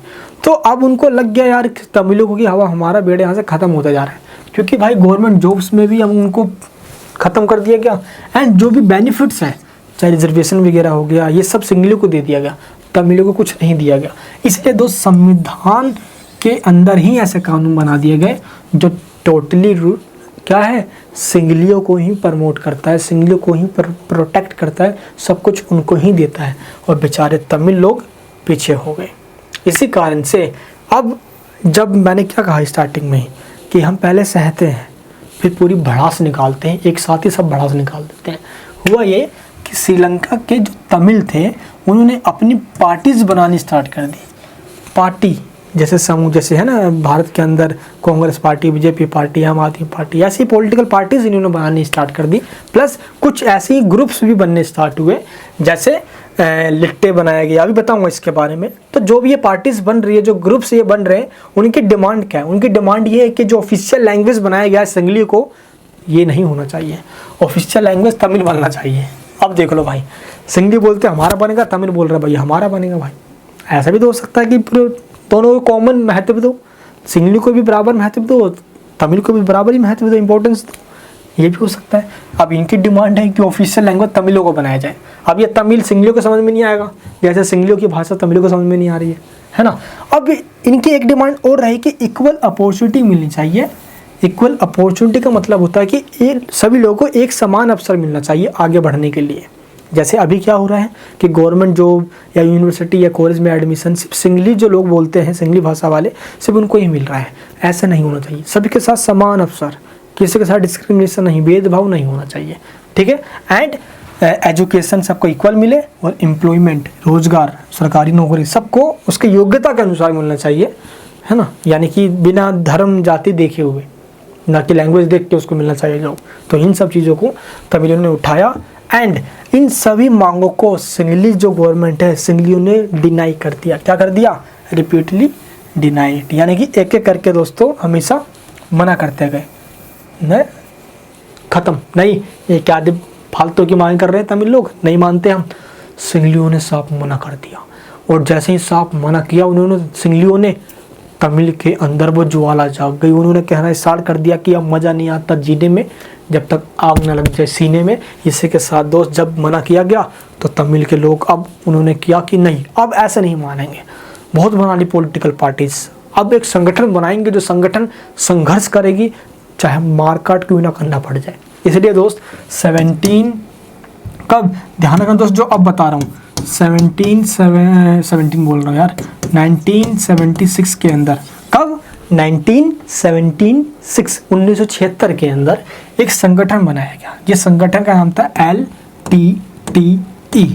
एग्जाम में क्वेश्चन आ सकता है कि इसकी फुल फॉर्म बताओ, तो लिबरेशन टाइगर ऑफ तमिल इलम, लिबरेशन टाइगर ऑफ तमिल इलम, लिख लेना कॉपी पेन में भाई, ठीक है, सही से। तो लिबरेशन टाइगर ऑफ तमिल इलम, ये ऐसे संगठन थी जो श्रीलंका के नॉर्थ में रहने वाले तमिल थे और ईस्ट में रहने वाले जो तमिल थे, इन दोनों ही इलाकों के तमिलों ने मिलकर इस संगठन को बनाया था 1976 में। और इसलिए बनाया गया ताकि तमिलों की मांगों को पूरा कराया जा सके और इस जो भेदभाव चल रहा है इसको ख़त्म किया जा सके। दोस्त इस लिट्टे ने ही 1776 में दोस्त बनी, आगे चल के 1980s के टाइम में भी और भी काफ़ी सारे संगठन बने जिन्होंने अपनी मांगें रखी श्रीलंका के सामने, और श्रीलंका के अंदर सिविल वॉर हो गया। सिविल वॉर का मतलब होता है एक देश के अंदर गृह युद्ध हो जाना। गृह मतलब घर, अपने ही देश के अंदर वॉर, युद्ध हो जाना, देश की सरकार के खिलाफ या सरकार के विरोध में। याद रखना आप सभी को, ठीक है। अब ये हो गया विरोध स्टार्ट, मारकाट, हिंसाएं, सैकड़ों लोग मारे गए, thousands of people have been killed, हजारों लोग मार दिए गए, सिंगली के लोग भी मारे गए, तमिल के लोग भी मारे गए, बहुत मारकाट हो रही है। तो सड़कों पे आम लाशें बिछा दी गई, मारकाट, तलवारों से मारकाट, खून खराबा, बच्चों तक को, महिलाओं तक को, बूढ़े बुजुर्ग सबको मारा गया। यहाँ पे सिंगली के लोग मारे जा रहे हैं तो तमिल को भी मारे जा रहे हैं, तमिल के भी मारे गए तो सिंगली को भी मारे गए, सबके लोग दोस्त मारे जा रहे हैं। और इस तरीके से मारकाट यहाँ पे होती है। और इसी मारकाट को देखकर, इस वॉयलेंस को, इस हिंसा को देखते हुए क्या हुआ, कुछ फैमिलीज ने अपनी कंट्री को छोड़कर किसी और कंट्री में चले गए एज ए रिफ्यूजी। माफ करना भाई, किसी और कंट्री में चले गए रिफ्यूजी बनकर। रिफ्यूजी का मतलब क्या होता है, प्रवासी बनकर। और प्रवासी का मतलब क्या होता है, जब वो एक कंट्री को पॉलिटिकल रीजन से छोड़कर या कहीं पे कोई बाढ़ वगैरह आ जाए इसलिए, या वहाँ की सरकार उनको सता रही हो, परेशान कर रही हो, है ना, टॉर्चर दे रही हो, इसलिए वो अपने कंट्री को छोड़कर जब वो किसी और कंट्री में जाके रहने लग जाए, उसको ही प्रवासी या रिफ्यूजी के नाम से जाना जाता है। ऐसा ही दोस्त कुछ यहाँ श्रीलंका के अंदर भी हुआ। ऐसे कुछ फैमिली जिनको बहुत सताया गया, जिनमें तमिल के भी कुछ थे, किसी में कुछ सिंगली भी थे, लेकिन बहुत कम। मेनली दोस्त तमिल लोगों ने एक एक करके, कुछ फैमिली ने देश ही छोड़ दिया श्रीलंका का, और वो अपना चल बसे भाई किसी और कंट्री के अंदर, यहाँ पर रहेंगे तो मार काटे जाएंगे। दोस्त ये कहानी रही श्रीलंका की। अगर देखा जाए तो श्रीलंका की वास्तविकता कुछ और है यार। श्रीलंका के अंदर दोस्त जो लोग हैं ना यार, उनका रिकॉर्ड बहुत एक्सीलेंट रिकॉर्ड है। क्यों? क्योंकि एजुकेशन के मामले में, इकोनॉमिक डेवलपमेंट के मामले में, हेल्थ के मामले में, डिफेंस के मामले में, एजुकेशन के मामले में बहुत आगे आया है श्रीलंका। इकोनॉमिक डेवलपमेंट के मामले में भी यार 1951 में ही इसने अपनी इकोनॉमी को खोल दिया था। दुनिया भर के देश यहाँ पे आके पैसा लगाते थे, पैसा इन्वेस्ट करते थे, इंडस्ट्रियल फैक्ट्री खोलते थे ताकि लोगों को रोज़गार मिले और देश तरक्की करे। तो श्रीलंका ने दोस्त इतनी बड़ी कामयाबी हासिल कर ली थी। हमारा पड़ोसी दोस्त जो श्रीलंका हमारे साउथ में है भाई, और साउथ एशिया के देशों में श्रीलंका एक तरक्की का देश था, नो डाउट इसके अंदर। लेकिन जो इसने अपने देश में ही संघर्ष को जन्म दिया, सिंगली और तमिल के बीच में ये भेदभाव करके, इसने इस समय या दोस्त कह सकते हो कि पूरे देश को इस समस्या ने डुबो डाला, कलंक लगा दी इस समस्या ने यार पूरे देश के ऊपर। मारकाट हो गई यार। सोचो जरा एक बार, खून खराबा जब होता है, इसमें किसी का फायदा किसी का नुकसान हो, ऐसा नहीं किसी का फायदा होगा, नुकसान ही होना है। दोनों तरफ से ही लोग मरेंगे, कुछ के कम लोग मरेंगे तो कुछ के ज़्यादा लोग मरेंगे, लेकिन मरेंगे दोनों ही तरफ से। यही दोस्त घटना यहाँ पे भी हुई। और एंड अगर हम दोस्त बात करें यार, तो आगे चल के देखा जाए तो सोशल और कल्चर और इकोनॉमिक मामले में काफ़ी स्टैंडर्ड अच्छा था श्रीलंका लोगों का, लेकिन बहुत दिक्कत हुई सिर्फ इस प्रॉब्लम की वजह से कि संगली ने ये डिसाइड कर लिया कि हम ही देश के सबसे बड़े मालिक हैं, करता धरता हम ही है, और तमिल तो कुछ नहीं है, क्योंकि उनकी लैंग्वेज कम बोलने वाले लोग हैं, उनकी जनसंख्या, उनकी पॉपुलेशन भी कम है, इसलिए सिंगली को सब कुछ मिलना चाहिए। यही दोस्त सबसे बड़ी प्रॉब्लम आई। लेकिन दोस्त ये पूरी घटना जो आज़ादी के टाइम से लेकर स्टार्ट हुई है ना, धीरे धीरे करके, और 1980s के टाइम पीरियड में बहुत तेज़ी से आगे बढ़ती चली गई। और एंड टाइम में दोस्त मैं बताऊं आप सभी को कि 1987 के अंदर, क्योंकि देखो यार यहाँ पे जो तमिल लोग रहते हैं उनमें कुछ तमिल लोग ऐसे हैं, लगभग 5%, जो कि भारत के तमिलनाडु से वहाँ पे गए हुए हैं। इसलिए यहाँ पे इंडिया का भी प्रॉब्लम कुछ आ जाता है, क्योंकि इंडिया के वो रहने वाले थे यार। ये तो एक्चुअल बात है यार, साफ सीधी बात है यार। जब वो इंडियंस हैं तो थोड़ा बहुत तो हमारे दायित्व है यार, थोड़े कर्तव्य कि वहाँ की प्रॉब्लम को थोड़े सोल्व करवाया जाए, क्योंकि वो भाग के भी आएंगे तो इंडिया में ही वापस आ जाएंगे, यही तो होगा। इसलिए 1987 में एक समझौता होता है इंडिया और श्रीलंका के बीच में, ठीक है। कहाँ पे? इंडिया और श्रीलंका के बीच में 1987 में एक एग्रीमेंट होता है, और इस एग्रीमेंट के तहत ये जो मुद्दा हुआ, ये जो संघर्ष हुए, इनको शांत करवा लिया जाता है कुछ समय के लिए। और ये कहा जाता है भारत के प्रधानमंत्री राजीव गांधी उस टाइम हुआ करते थे, उनकी तरफ से कि जरूरत पड़ने पे हम अपनी सेनाओं को यहाँ भेजेंगे ताकि मुद्दा शांत करवाया जा सके। दोस्तों जो लिट्टे बनाया गया था तमिलों की मांग को पूरा करवाने के लिए, अब वो लिट्टे आतंकवादी ग्रुप बन गया। उसने क्या किया कि लोगों को मारकाट करना स्टार्ट कर दिया। बस अब वो कह रहा है कि तमिलनाडु से जो तमिल वहाँ पे गए हुए हैं, दोस्त पोटे तो आपको मैंने बताया कि तमिल वहाँ पे रह रहे हैं, और अब लिट्टे ने ये कहना स्टार्ट कर दिया कि जो उत्तर का हिस्सा है, नॉर्थ का जो पार्ट है, और जो ईस्ट का जो पार्ट है श्रीलंका का, यहाँ पे तो मोस्टली लोग तमिल ही रह रहे हैं, इसलिए इस पार्ट को श्रीलंका से अलग कर देना चाहिए और एक अलग तमिलों के लिए अलग देश बना देना चाहिए। ये डिमांड थी लिट्टे की दोस्त। लेकिन इस चीज़ को इंडिया के प्रधानमंत्री ने सपोर्ट नहीं किया, क्योंकि एक देश को तोड़कर एक अलग देश बना देना, हाँ एक प्रॉब्लम ठीक है कि प्रॉब्लम है लैंग्वेज को लेकर, उसको शांत किया जा सकता है, लेकिन एक देश को टुकड़े कर देना, इसके लिए दोस्त भारत के प्रधानमंत्री राजीव गांधी ने सपोर्ट नहीं किया, और जो सुप्रीम कोर्ट ने ही मना कर दिया, श्रीलंका के सुप्रीम कोर्ट ने मना कर दिया, लिट्टे की मांग को मना कर दिया। लिट्टे यहीं पे पागल हो गया, नहीं कैसे नहीं मानेंगे हमारी बात माननी पड़ेगी। अब देश के टुकड़े होंगे तो होंगे, और नॉर्थ और ईस्ट को तोड़ो, जहाँ पे श्रीलंका के अंदर जो तमिल लोग रहते हैं उनको अलग से एक देश दे दो, वो अपना अलग से देश बना के रहेंगे। श्रीलंका के अंदर एक अलग सी दंगा फसाद होने लग गया, और लिट्टे ने सैकड़ों सिंगलियों को मारना स्टार्ट कर दिया। कई सिंगली भाषा जो लोग थे, जो कि ज़्यादा थे पॉपुलेशन में, उनको मारना स्टार्ट कर दिया। उस लिट्टे ने खून खराबा होना स्टार्ट हो गया। और एक एक करके दोस्त देखा जाए तो 1989 का दोस्तों टाइम पीरियड था, 1989 का। तो उस टाइम श्रीलंका की सरकार ने हेल्प मांगी हमारे सरकार से, भारत की सरकार से, तो राजीव गांधी ने भेजी भी।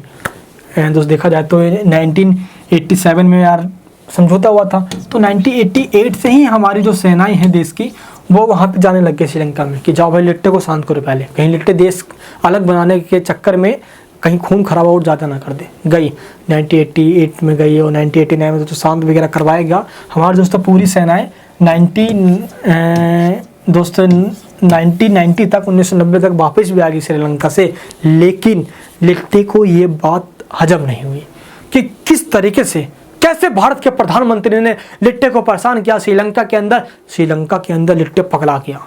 अब हुआ क्या, अंजाम बहुत बुरा हुआ।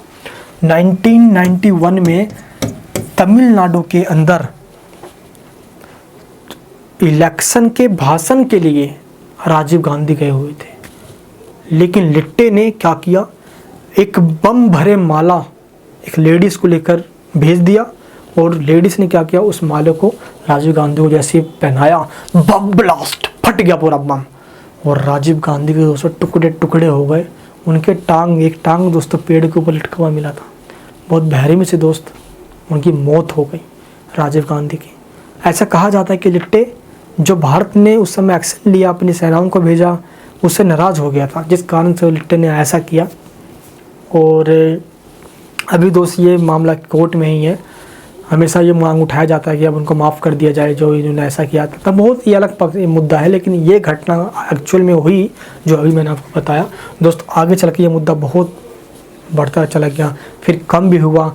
यूरोपियन कंट्री जैसे स्वीडन हो गया, नॉर्वे हो गया, ये सब कंट्री कुछ समझाने के लिए आए सिंगली गवर्नमेंट को कि अब ऐसा ना किया जाए, सिंगली और आपस में मिल के रहे।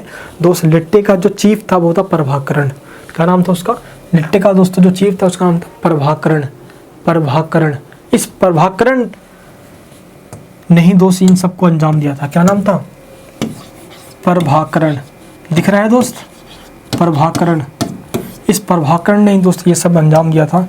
इसलिए दोस्त आगे चल के इस प्रभाकरण को ही पकड़ा गया, ऐसे की तैसे कर दी प्रभाकरण। ठीक है, प्रभाकरण मैंने मोटे मोटे में दिया, अच्छा समझ में आएगा। और दोस्त एंड में जाके जब पूरा मुद्दा समझा दिया गया और लिट्टे को ही ख़त्म कर दिया गया कि प्रभाकरण को पकड़ लिया गया भाई, ख़त्म किया गया उसको, और लिट्टे को भी ख़त्म कर दिया गया। लिट्टे जैसे दोस्तों ख़त्म हुआ तो टाइम था वो 2009 का। 2009 में जाके दोस्त सिंगली और तमिल की जो संघर्ष है वो शांत हो गई। अब वो जाके शांत हुआ, ख़त्म हो गया वो। लेकिन अभी भी दोस्त बीच बीच में कभी कभार छोटी छोटी घटनाएं श्रीलंका से देखने को मिलती है, क्योंकि देखो यार, जिसका इतिहास में ही संघर्ष रहा है लैंग्वेज को लेकर, वो कहीं भी ना कभी हमेशा देखा जाता है कि वो उठ जाता ही है, चाहे वो छोटे ही 1-2 घंटे के लिए उठ जाता है यार कभी कभार श्रीलंका में। लेकिन इतने बड़े लेवल पे आज तक ऐसा नहीं हुआ है। लिट्टे दोस्तों ख़त्म कर देगा ऑफिशियली इस पे बैन लगा दिया गया, ख़त्म कर दिया गया, एंड हो गया, और 2009 से प्रॉब्लम सॉल्व हो गई। ये जाके दोस्त कहानी थी, इसकी पूरी कहानी श्रीलंका की। तो देखा दोस्त आपने कि लैंग्वेज को लेकर भी जब अपने आप को लोग कहने लग जाए कि हमारी जनसंख्या ज़्यादा है, हमारी पॉपुलेशन ज़्यादा है, तो सब कुछ हमारे हाथ में होगी, जिनकी पॉपुलेशन कम है उनको कुछ नहीं मिलेगा, तो ये प्रॉब्लम हो सकती है। इसीलिए ये चैप्टर हम पढ़ रहे पावर शेयरिंग। तो पावर को शेयर करो, ऐसा नहीं है कि तुम्हारी पॉपुलेशन ज़्यादा है तो सब कुछ तुम अपने पास ले लो, उसका अंजाम बुरा होगा। श्रीलंका में देखा ना दोस्त, अभी तो सिंगली के पास ज़्यादा है या तमिल के पास पॉपुलेशन कम है, उसके पास कुछ नहीं होगा, तो ये सब गलत है यार, है। डेमोक्रेटिक कंट्री के अंदर इलेक्शन होना चाहिए, और इलेक्शन के दम पे ही वोट हो, जो जीत के आया वो इक्वली तरीके से सभी को एक देश का नागरिक मानते हुए, संविधान को साक्षी मानते हुए शासन करे। क्लियर बात है यार, है ना। तो इससे ये पता चलता है कि क्या होना चाहिए, पावर शेयरिंग होना चाहिए। दोस्त अगर पावर शेयरिंग होता तो श्रीलंका में ये घटनाएं नहीं होती। हुआ क्या था कि श्रीलंकाई की सरकार ने सरकार को अपने कब्जे में लिया, जुडिशरी ध्यान दे नहीं पा रही है, जुडिशरी उसके कब्जे में है, पार्लियामेंट उसके कब्जे में है, कॉन्स्टिट्यूशन उसके कब्जे में है। श्रीलंका की सरकार जो मर्जी वो आ रही है करे जा रही है। सोचो रहे एक बार, इसलिए कहा जाता है कि पावर शेयरिंग होना चाहिए, गवर्नमेंट, जुडिशरी और पार्लियामेंट। जो गवर्नमेंट क्या करेगी, पार्लियामेंट में बैठे कानून बनाएगी, और जो वो कानून बना रही है अगर देश के संविधान के अकॉर्डिंग नहीं है तो सिंपल सी बात है जुडिशरी उसको कैंसिल कर देगी। इसलिए पावर शेयरिंग जरूरी है। समझ आ गया ना आपको? चले श्रीलंका की कहानी समझ में आ गई तो बड़ा मजा आएगा बड़ा। ठीक है, अब एक चीज़ ध्यान रखना, इस वीडियो के एंड में जरूर बताना कि वीडियो कैसे लग रही है। ठीक है, चलिए भाई अब हम समझेंगे बेल्जियम की समझदारी। बेल्जियम की घटना में देखा यार कि डच और फ्रेंच सेम वही कहानी यार। तो यहाँ पे समझदारी क्या दिखाई गई, यहाँ पे क्या एक्शन लिए गए बेल्जियम के अंदर, क्योंकि हमने देखा यहाँ पे श्रीलंका के अंदर अब सब मामला ठीक हो गया है, सबको बराबर का अधिकार मिल गया है, तमिलों को भी सिंगलों के सबको बराबर का अधिकार है, कोई भेदभाव वहाँ पे अब नहीं रहा। ये हमने देखा दोस्त यहाँ पे 2009 में सब कुछ ठीक हो गया और अब वहाँ पे ठीक तरीके से चल रहा है। ठीक है, लेकिन अब हम देखेंगे कि बेल्जियम के अंदर क्या हुआ, यहाँ पे क्या एक्शन लिया गया, क्योंकि सेम घटना ही थी।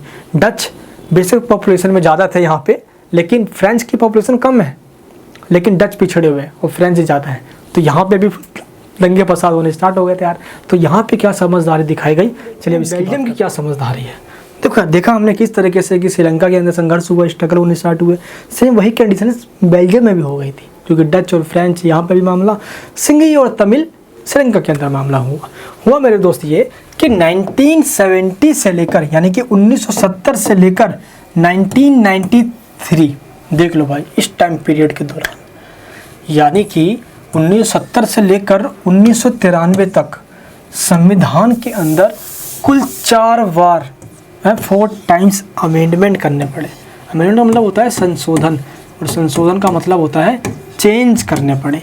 क्या चेंज करने पड़े? इसलिए चेंज करने पड़े ताकि देश के अंदर रहने वाले लोगों को ये ना लगे कि वो देश के बेगाने हैं, उनको देश में रहते हुए पराया महसूस ना हो।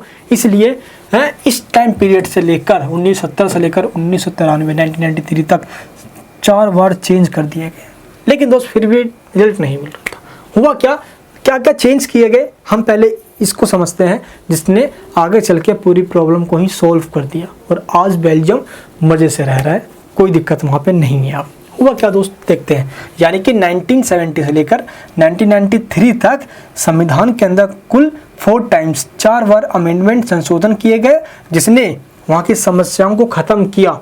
सिर्फ इसलिए ये संशोधन, ये चेंज किए गए ताकि किसी को भी देश में बेल्जियम में रहते हुए बेगानापन का महसूस ना हो, पराया ना महसूस हो कि हम देश में रहते हुए पराये लग रहे हैं। क्लियर है? ये चीज़ ध्यान रखना दोस्त। Some of the elements of the Belgium model. ठीक है दोस्त, तो दोस्त जो बेल्जियम का जो मॉडल है, मैं आपको पहले उसके बारे में बताता हूँ। ठीक है, क्या है बेल्जियम का मॉडल? सबसे पहला जो है वो है same number of Dutch and French language minister. जैसे मैं आपको एग्जांपल देता हूँ फर्स्ट वाली लाइन की, जो सेंट्रल गवर्नमेंट होगी, सेंट्रल गवर्नमेंट जो पूरे देश को चलाएगी, पूरे बेल्जियम को चलाएगी, उसके अंदर अगर फ्रेंच लोग जो फ्रेंच लैंग्वेज बोलते हैं, अगर उसके 5 मिनिस्टर बन रहे हैं, अगर 5 मंत्री बन रहे हैं, तो डच जो लोग बोल रहे हैं, जो डच बोलने वाले भाषा है, उनसे भी 5 ही बनेंगे, यानी कि दोनों ही लैंग्वेज बोलने वाले में से सेम मिनिस्टर होंगे। कितने? सेम नंबर होंगे। क्लियर है? पहला पॉइंट क्लियर, पहला मॉडल अपना आएगा। चलो भाई थोड़ी शांति मिली लोगों को। सेकंड बात क्या हुई कि no single community can make decision है यूनिलैटरली, यानी कि अगर 5 मिनिस्टर फ्रेंच के हैं लैंग्वेज के और 5 मिनिस्टर डच लैंग्वेज के हैं, तो अगर मान लो कोई भी डिसीजन लेना है तो ऐसा नहीं है कि 5 अगर फ्रेंच वाले सहमत हैं, है ना, और डच वाले सहमत नहीं है 5 के 5, तो वो कानून लागू नहीं होगा। 5 ये पूरे और 5 ये पूरे, अगर दोनों ये 10 मेंबर सहमत होते हैं, मैं एग्जांपल दे रहा हूँ, तभी जाके ही कोई भी कानून बन सकता है। इससे कोई सिंगल कम्युनिटी का लोग अकेला कानून नहीं बना पाएगा। ये कर दिया गया, लोगों को शांति मिली, अच्छा लगा। थर्ड बात क्या हुआ? State governments are not subordinate to the central government. इसका मतलब क्या होता है? जो स्टेट गवर्नमेंट है, देखो क्या होता है ना दोस्त, गवर्नमेंट 2 तरीके से, एक पूरी बेल्जियम को चलाएगी, उसको सेंट्रल गवर्नमेंट कहते हैं, जो पूरे देश की सरकार है, जैसे मोदी सरकार पूरे देश की सरकार, केजरीवाल सरकार सिर्फ दिल्ली का सरकार, नीतीश कुमार बिहार की सरकार, ममता बनर्जी पश्चिम बंगाल की सरकार, है ना, योगी जी यूपी की सरकार, समझ में आया आप सभी को क्या कहना चाहता हूँ मैं? एक पूरे देश के सरकार होते हैं और एक सभी राज्यों के सरकार होते हैं। सेम अब आ जाओ बेल्जियम के ऊपर। तो जब पूरे देश के सरकार होंगे, सेंट्रल गवर्नमेंट वो पूरे देश को चलाएगी। उनके अंडर में, जैसे इंडिया के अंदर सभी स्टेट सेंट्रल गवर्नमेंट के अंडर में आती है, मोदी सरकार के अंतर्गत सभी सरकार काम कर रहे होते हैं, चाहे केजरीवाल हो या योगी नाथ जी हो, सब के सब। हाँ, अपने मामले में हद तक ये इंडिपेंडेंट है, लेकिन कुछ मामलों में मोदी सरकार यानी कि सेंट्रल गवर्नमेंट के अंडर है इस टाइम। क्लियर है? मोदी सरकार इस टाइम, इसलिए मोदी जी का एग्जांपल लेके समझा रहा हूँ ताकि आपको समझ में आ जाएगा। अब यहाँ पे क्या हुआ, संविधान में ये टोटली चेंज कर दिया गया कि सेंट्रल गवर्नमेंट के अंडर में स्टेट गवर्नमेंट नहीं होंगे। जैसे कि फ्लेमिश हो गया एंड वेलोनिया हो गया, यहाँ पे सब स्टेट हुआ करते हैं बेल्जियम के अंदर। तो अब ये स्टेट अपने अनुसार कानून बना सकते हैं, अपनी समस्याओं, अपनी प्रॉब्लम्स को देखते हुए। अब ये सेंट्रल गवर्नमेंट के अंडर में नहीं रहेंगे, ये दोस्तों कानून बना देगा। तो ये है दोस्तों तीनों पॉइंट्स जिससे वहाँ पे कुछ राहत मिली लोगों को। आगे देखते हैं हम, इक्वल रिप्रेजेंटेशन दे दिया, यानी कि समान प्रतिनिधित्व। समान प्रतिनिधित्व का मतलब होता है कि अब बराबर प्रतिनिधि बनेंगे, यानी कि जितने नेता बने हैं फ्रेंच लैंग्वेज से उतने ही नेता बनेंगे डच लैंग्वेज से। ये दोस्तों समझ में आ गया आप सभी को? क्लियर है? एंड इक्वल रिप्रेजेंटेशन हो गया सेंट्रल गवर्नमेंट के अंदर और इक्वल रिप्रेजेंटेशन हो गया ब्रुसेल्स के अंदर, जो राजधानी हुआ करती थी। इससे थोड़ी समस्या शांत हुई। एंड एक नई चीज़ देखो, सेंट्रल गवर्नमेंट भी बन गई, स्टेट गवर्नमेंट को भी अब आज़ादी मिल गई, अपने कम्युनिटी के अनुसार कानून बनाए, काम करे, कोई दिक्कत नहीं है। सेंट्रल और स्टेट दो गवर्नमेंट बन गए, जहाँ पे दोनों ही लैंग्वेज बोलने वाले, जर्मन दोस्त अभी उसका कोई मुद्दा नहीं उठा है, सिर्फ फ्रेंच और डच को ही शक्ति दे दी गई, लेकिन अभी जर्मन बच गया। लेकिन कुछ लोगों को ऐसा लगा कि क्यों ना एक ऐसी सरकार बने जो स्पेशल उसी कम्युनिटी के लिए हो।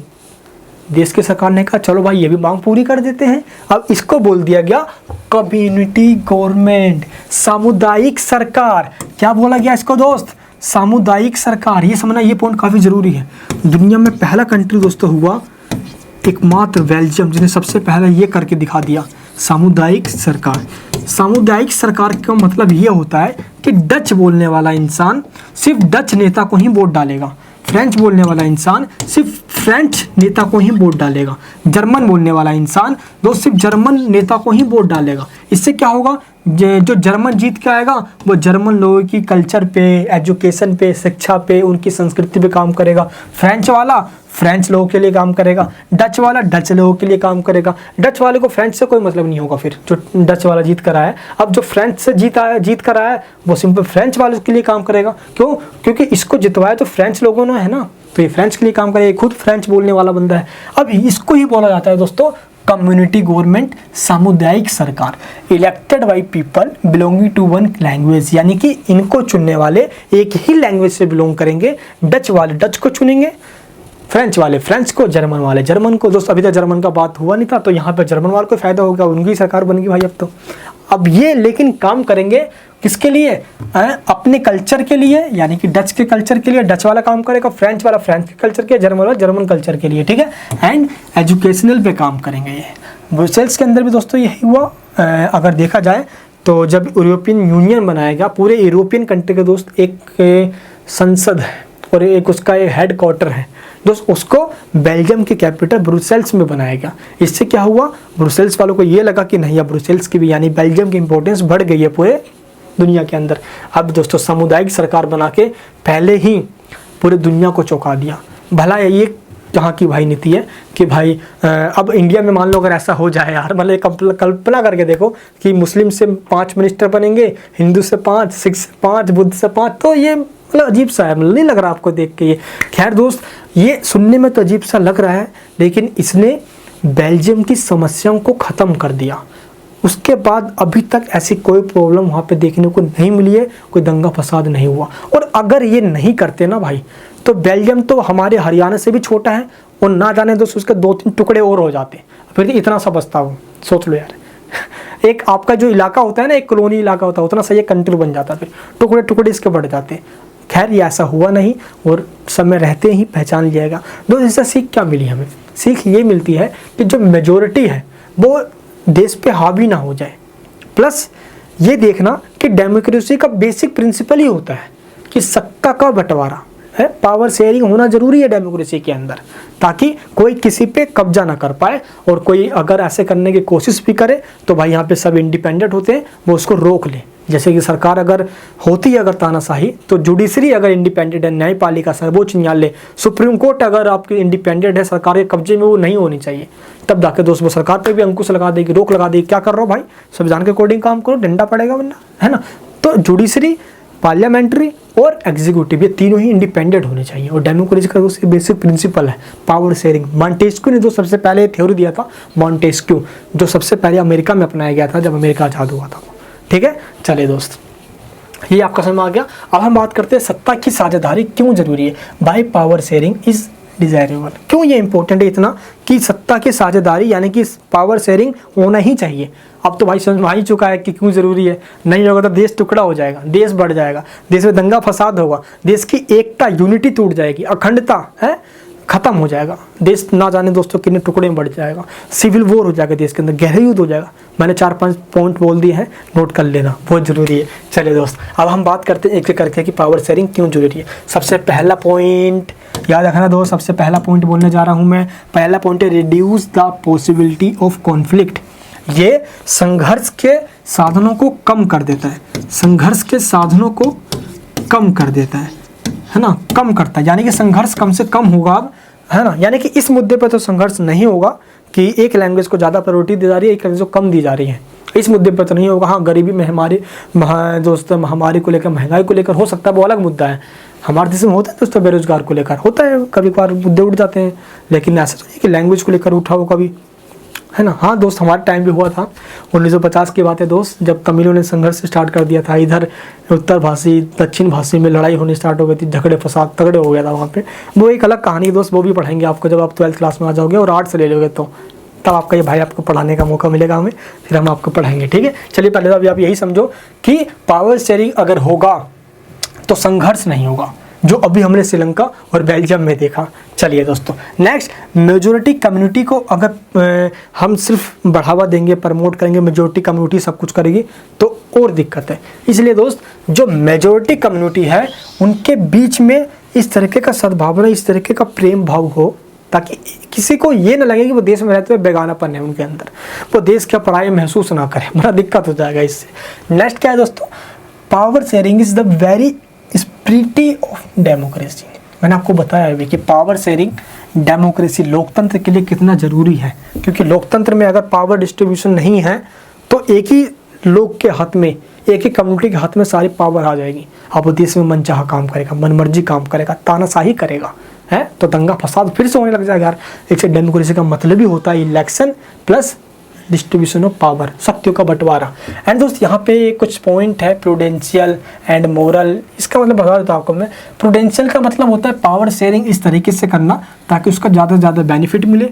मोरल का मतलब इसका मतलब दोस्तों हिंदी बोलते हैं तर्क, दोस्तों युक्ति तर्क, है ना, इसको युक्ति तर्क कहा जाता है, इसको हिंदी में नैतिक कहा जाता है। ठीक है, मैं दोनों ही लैंग्वेज वाले बच्चों को लेकर चलता हूँ, कोशिश करता हूँ पूरी।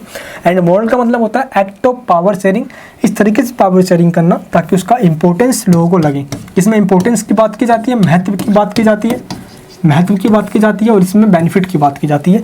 2 पॉइंट से चलिए दोस्तों, अब हम बात करते हैं सत्ता की साझेदारी के रूप, forms of power sharing. Power sharing को किस तरीके से बांटा जा सकता है, यानी कि पावर शेयरिंग डिस्ट्रीब्यूशन पावर किस तरीके से करे, किसको कितनी पावर बांटे, किसको कितनी पावर दे, पावर शेयरिंग का तरीका क्या हो, ये पॉइंट दोस्तों हमें पढ़ना है, काफ़ी जरूरी है। देखो, बेसिक प्रिंसिपल है डेमोक्रेसी का क्या, पावर शेयरिंग, सत्ता का बंटवारा, शक्तियों का बंटवारा। अगर पावर बढ़ जाएगी तो दंगे फसाद नहीं होंगे। दूसरा पॉइंट दोस्तों क्या है, पहला तो यह है people are the source of the all political power, यानी कि लोग ही जनता ही दोस्त पावर का सोर्स होनी चाहिए। जैसे हमारे देश के अंदर क्या है, जनता वोट डालती है, जनता ही जनार्दन है, जनता ही भगवान है।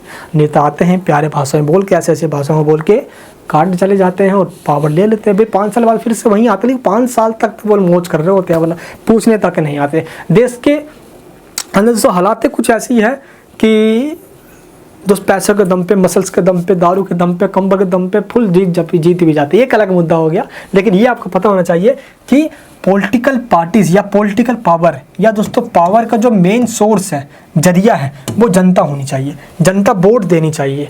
ये पावर शेयरिंग का कुछ एक प्रिंसिपल है, फंडामेंटल है। अगर ये नहीं हो रहा तो समझ लो उस कंट्री में डेमोक्रेसी नाम की चीज़ नहीं है, जैसे चाइना है।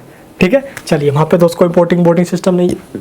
सी जिनपिंग वहाँ का पापा बन गया है, वो बोलता है जब तक हम मरेंगे नहीं, जब तक यहाँ का राष्ट्रपति रहेंगे। कहें क्या कर लो, बिगाड़ना बिगाड़ लो, है साला कौन बिगाड़ना है, उसको खा जाएंगे। जैसे कोरोना खा है, जैसे चमगादड़ खाए ना, वैसे तुमको भी खा जाएंगे। मैं सोचता ये यार कि चमगादड़ दिखता नहीं है, मैं चमगादड़ बोल रहा हूँ यार, चमगादड़ तो खाई गए हो। कोरोना वायरस तो दिख नहीं रहा है हमें कहाँ है कैसा है, बने साले सोच रहा उसको भी खा जाते हैं चाइनीज़ वाले, पाँचों करते रहते हैं ये। चलिए, सेल्फ गवर्नमेंट होनी चाहिए, खुद की सरकार महसूस होना चाहिए लोग कि हमारी सरकार है। देखो यार, जनता जिसको वोट डालेगी वो शासन करेंगे। इसके बाद जनता ने खुद इसको चुनकर भेजा है, यानी कि जनता ही खुद शासन कर रही है। सेल्फ गवर्नमेंट होनी चाहिए। तो जैसे हम, अगर आप संविधान पढ़ोगे, कभी कॉन्स्टिट्यूशन का प्रीएम्बल देखो तो उसमें लिखा है हम भारत के लोग हैं। क्या लिखा है उसके अंदर, हम भारत के लोग with the people of India. बड़ा मजा आता है सुनकर ये। तो हम भारत के लोग ने ही संविधान बनाया है और इस देश को हम ही चलाते तो हैं यार, हम ही वोट डालते हैं। जिसको वोट हमने डाला है तो यानी कि हमने उसकी सहमति दे दी है, ले भाई शासन कर, यानी कि हम ही शासन कर रहे हैं क्योंकि हमने उसको चुनकर वहाँ भेजा है। समझे दोस्त? तो हम भारत के लोग भारत को एक प्रभुत्व संपन्न समाजवादी पंथ निरपेक्ष लोकतांत्रिक गणराज्य बनाने के लिए तथा उसके समस्त नागरिकों को सामाजिक आर्थिक न्याय दिलवाने के लिए, इस तरह के दोस्त हमारा पूरा प्रीएम्बल होता है। पूरा प्रीएम्बल सुनाऊंगा आपको, मैं पूरा प्रीएम्बल समझाऊंगा। प्रीएम्बल वाले चैप्टर में हम पढ़ेंगे दोस्तों, आगे आएंगे इस चैप्टर पे भी। ठीक है, क्लियर है? चलिए, अब हम बात करते हैं multiple forms of the power sharing. अभी हम ये समझेंगे कि पावर शेयरिंग का जो तरीका होगा वो किस तरीके का होगा। सबसे पहले दोस्त, शक्ति का बंटवारा 3 तरीके से किया जाता है। पहला तरीका है लेजिस्लेटिव। लेजिस्लेटिव का मतलब होता है, क्या होता है जल्दी बताइए? लेजिस्लेटिव का मतलब दोस्तों विधायिका। क्या होता है? विधायिका। हिंदी में बोलते हैं इसको विधायिका या संसद। विधायिका कह लो या संसद कह लो। ठीक है दोस्त, हमारे भारत में यानी कि हमारे देश के अंदर पूरे भारत से जो सांसद एक बंदा चुनकर आता है, इनका क्षेत्र काफ़ी बड़ा होता है। एमएलए से जो एमपी होते हैं, है ना, इनके मेंबर को एमपी कहा जाता है।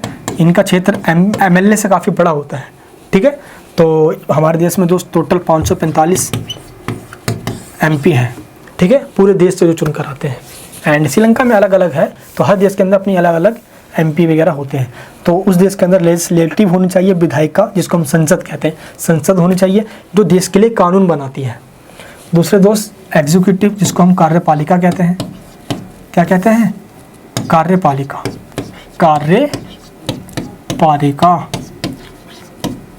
कार्यपालिका, देखो कार्य मतलब काम करने वाली, यानी कि संसद में बैठकर काम कर कानून बनाने वाली। इसमें कौन कौन होते हैं?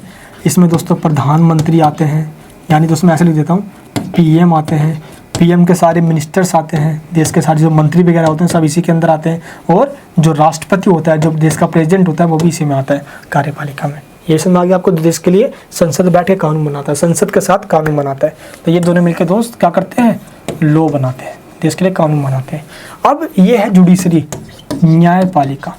न्यायपालिका क्या करता है दोस्त? न्यायपालिका करता है, ये देखता है कि जो कानून बनाया है पार्लियामेंट ने, संसद ने, वो कानून देश के कॉन्स्टिट्यूशन, देश के संविधान के अकॉर्डिंग है या नहीं, वो ये देखेगा। अगर संविधान के अकॉर्डिंग है तो सही है, राष्ट्रपति उस पर सिग्नेचर भी करेगा, कानून लागू भी होगा, कोई दिक्कत नहीं है।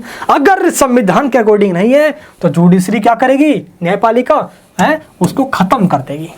चल भाई ये कानून लागू नहीं हो सकता। कैसे बनाती भाई तुमने? संविधान के अकॉर्डिंग नहीं है ये। तभी संविधान के तो आर्टिकल्स होते हैं, धाराएं होते हैं, तो सभी कानून धाराओं में बनाई जाती है, उन अनुच्छेदों में बनाई जाती है। सभी काम संविधान के अकॉर्डिंग होता है। इसलिए अगर दोस्त देखा जाए तो ये अपनी जगह, ये अपनी जगह और ये अपनी जगह, तीनों ही इंडिपेंडेंट होनी चाहिए, स्वतंत्र होनी चाहिए। ऐसा नहीं है कि सरकार का दबाव इस पर हो, सरकार बोले हो सुन जुडिशरी जैसा मैं कहूँगा वैसा कहियो, तो देश कहाँ चलेगा? देश तो गुलाम बन जाएगा, समझ लो। देश तो भाई इसका चाटुकारी बन जाएगी। यही ना होगा यार, चाटने वाला बन जाएगा, फिर तो चेला बन जाएगी, तो कैसे काम चलेगा? श्रीलंका में दोस्त यही हुआ था कि सरकार का जो भी काम हो, जुडिशरी कुछ बोल ही नहीं रही थी, संसद में कोई विवाद हो ही नहीं रहा था। इसलिए दोस्त एक लोकतंत्र, एक डेमोक्रेटिक कंट्री के अंदर सरकार जिसकी है वो तो कानून बनाएगा ही बनाएगा, प्लस एक विपक्ष में होते हैं, अपोजिशन में होते हैं, जो सरकार के कामों का आलोचना करते हैं, क्रिटिसाइज भी करते हैं, ताकि जो कमियां है वो निकल कर आए, मेन मुद्दा लोगों को समझ में आए। तो पॉलिटिकल एजुकेशन देने का काम अपोजिशन भी करती है, लोगों को क्रिटिसाइज करते हैं तो लोगों को जागरूक होते हैं इससे। अगर बीजेपी से में सरकार में है तो कांग्रेस अपोजिशन में है, जब कांग्रेस सरकार में आएगी तो बीजेपी अपोजिशन में होगी। देश के अंदर तमाम पॉलिटिकल पार्टीज़ हैं जो सरकार में है यानी कि सत्ता में है, तो कोई विपक्ष में है, ऐसा काम होता है दोस्त। ऐसा ही सेम तो क्या होता है, पहला तरीका है क्या पावर शेयरिंग का, कि 3 तरीके से पावर को डिवाइड कर दिया जाए और तीनों ही अपने क्षेत्र में इंडिपेंडेंट होने चाहिए।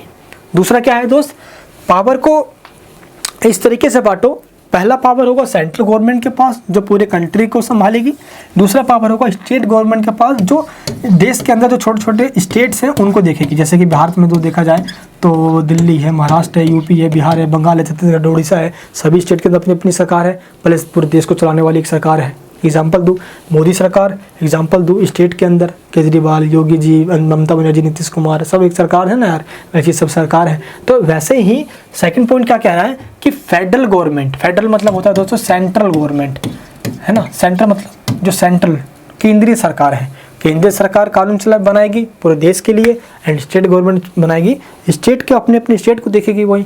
तो इसलिए सरकार गवर्नमेंट को क्या यानी कि जो संविधान है पावर शेयरिंग इस तरीके से हो, सेंट्रल गवर्नमेंट को भी पावर मिले और स्टेट गवर्नमेंट को भी पावर मिले।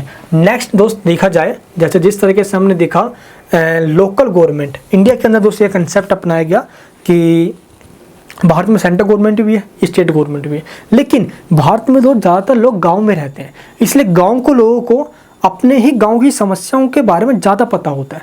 अब एक भाई दिल्ली में शहर में बैठा हुआ बिहार के एक छोटे से गांव के बारे में क्या जानेगा, इसलिए उस गांव के ही लोग आपस में एक मुखिया को चुने जिसको सरपंच कहा जाएगा, है ना, पंचायती राज सिस्टम याद है ना भाई।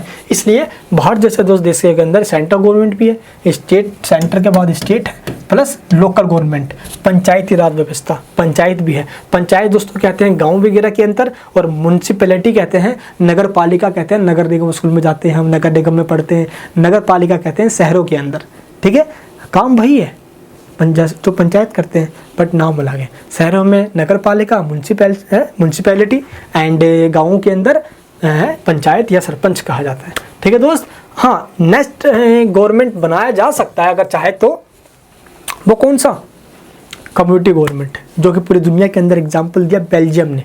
जैसे कि डच के लिए एक अलग ही गवर्नमेंट बनाएगी जिसको सिर्फ डच इलेक्शन देगी, यानी कि डच लोग ही उसको वोट डालेंगे, फ्रेंच लोग ही फ्रेंच नेता को चुनेंगे, जर्मन लोग जर्मन नेता को चुनेंगे।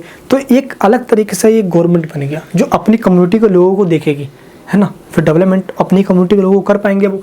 तो कम्युनिटी गवर्नमेंट भी बनाया जा सकता है, ये भी एग्जाम्पल ठीक है, लेकिन ये सभी देशों के लिए सही नहीं हो सकता। जहाँ पे पॉपुलेशन कम है ना, छोटा सा कंट्री है, उन सब के लिए ठीक है, भारत जैसे कंट्री के लिए ठीक नहीं है मेरे दोस्ती, है ना, तो छोटे कंट्री के लिए ठीक है। जैसे बेल्जियम में देखा गया, वहाँ पे ये सक्सेस भी हुआ, कुछ लोग इसको गलत कह सकते हैं कि कैसे सही है यार ये, है ना, लेकिन बेल्जियम में सफल भी, वहाँ पे कोई दिक्कत भी नहीं है। एक तरीका और दोस्त पावर शेयरिंग का वो है महिलाओं को रिप्रेजेंट देकर। आज दोस्तों क्या कि लेजिस्लेचर में और एडमिनिस्ट्रेशन में महिलाओं की संख्या बहुत कम है, वुमेन्स का जो पार्टिसिपेशन है वो काफ़ी कम है, पुरुष प्रधान सोसाइटी माना जाता है भाई, इंडिया का तमाम देशों के अंदर देखा जाता है यार, है ना। तो महिलाओं को भी पार्टिसिपेशन पॉलिटिकल रूप से देना चाहिए या सीटें रिजर्व कर देनी चाहिए उनके लिए, ताकि महिलाएं आ सके, क्योंकि महिला और पुरुष दोनों समाज में इक्वल होने हैं ना यार, तो आधे आधे हैं, इसलिए महिलाओं को भी तो देना चाहिए प्रेजेंटेशन।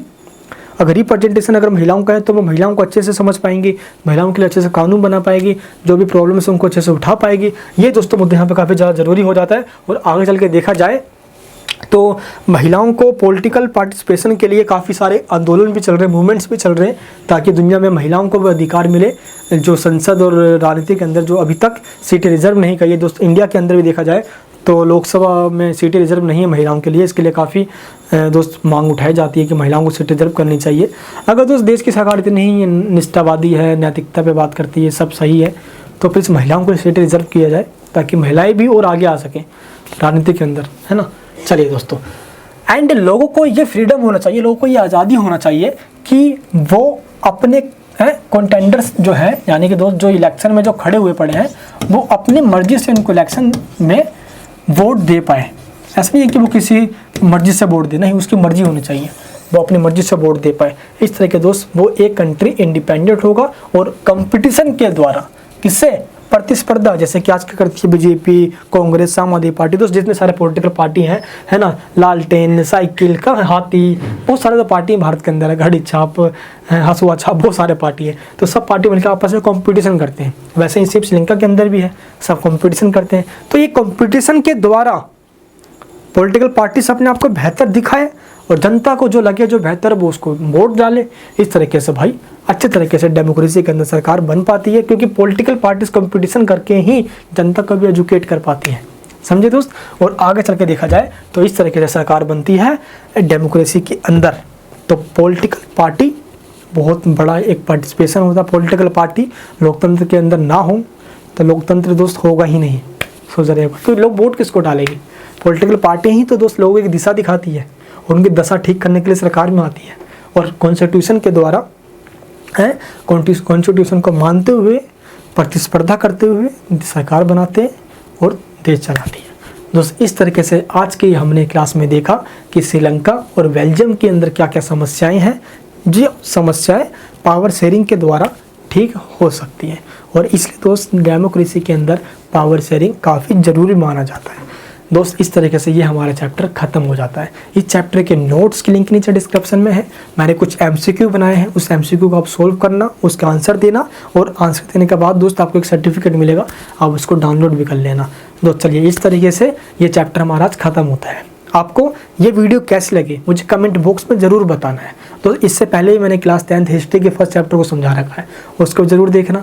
ये चैप्टर कैसे लगे मुझे कमेंट बॉक्स में बताना, तो ताकि मेरे दोस्त मेरा मोटिवेशन बढ़े, मुझे अच्छा लगे, मैं ऐसे वीडियोस और बनाऊं। और मैं सच बता रहा हूँ दोस्त, मेरे को पढ़ाना बहुत अच्छा लगता है। मैं सीधे आपके खोपड़े में डालना चाहता हूँ, खोपड़े में डाल दूँ, कभी नहीं भूलोगे, सब समझ में आ जाएगा।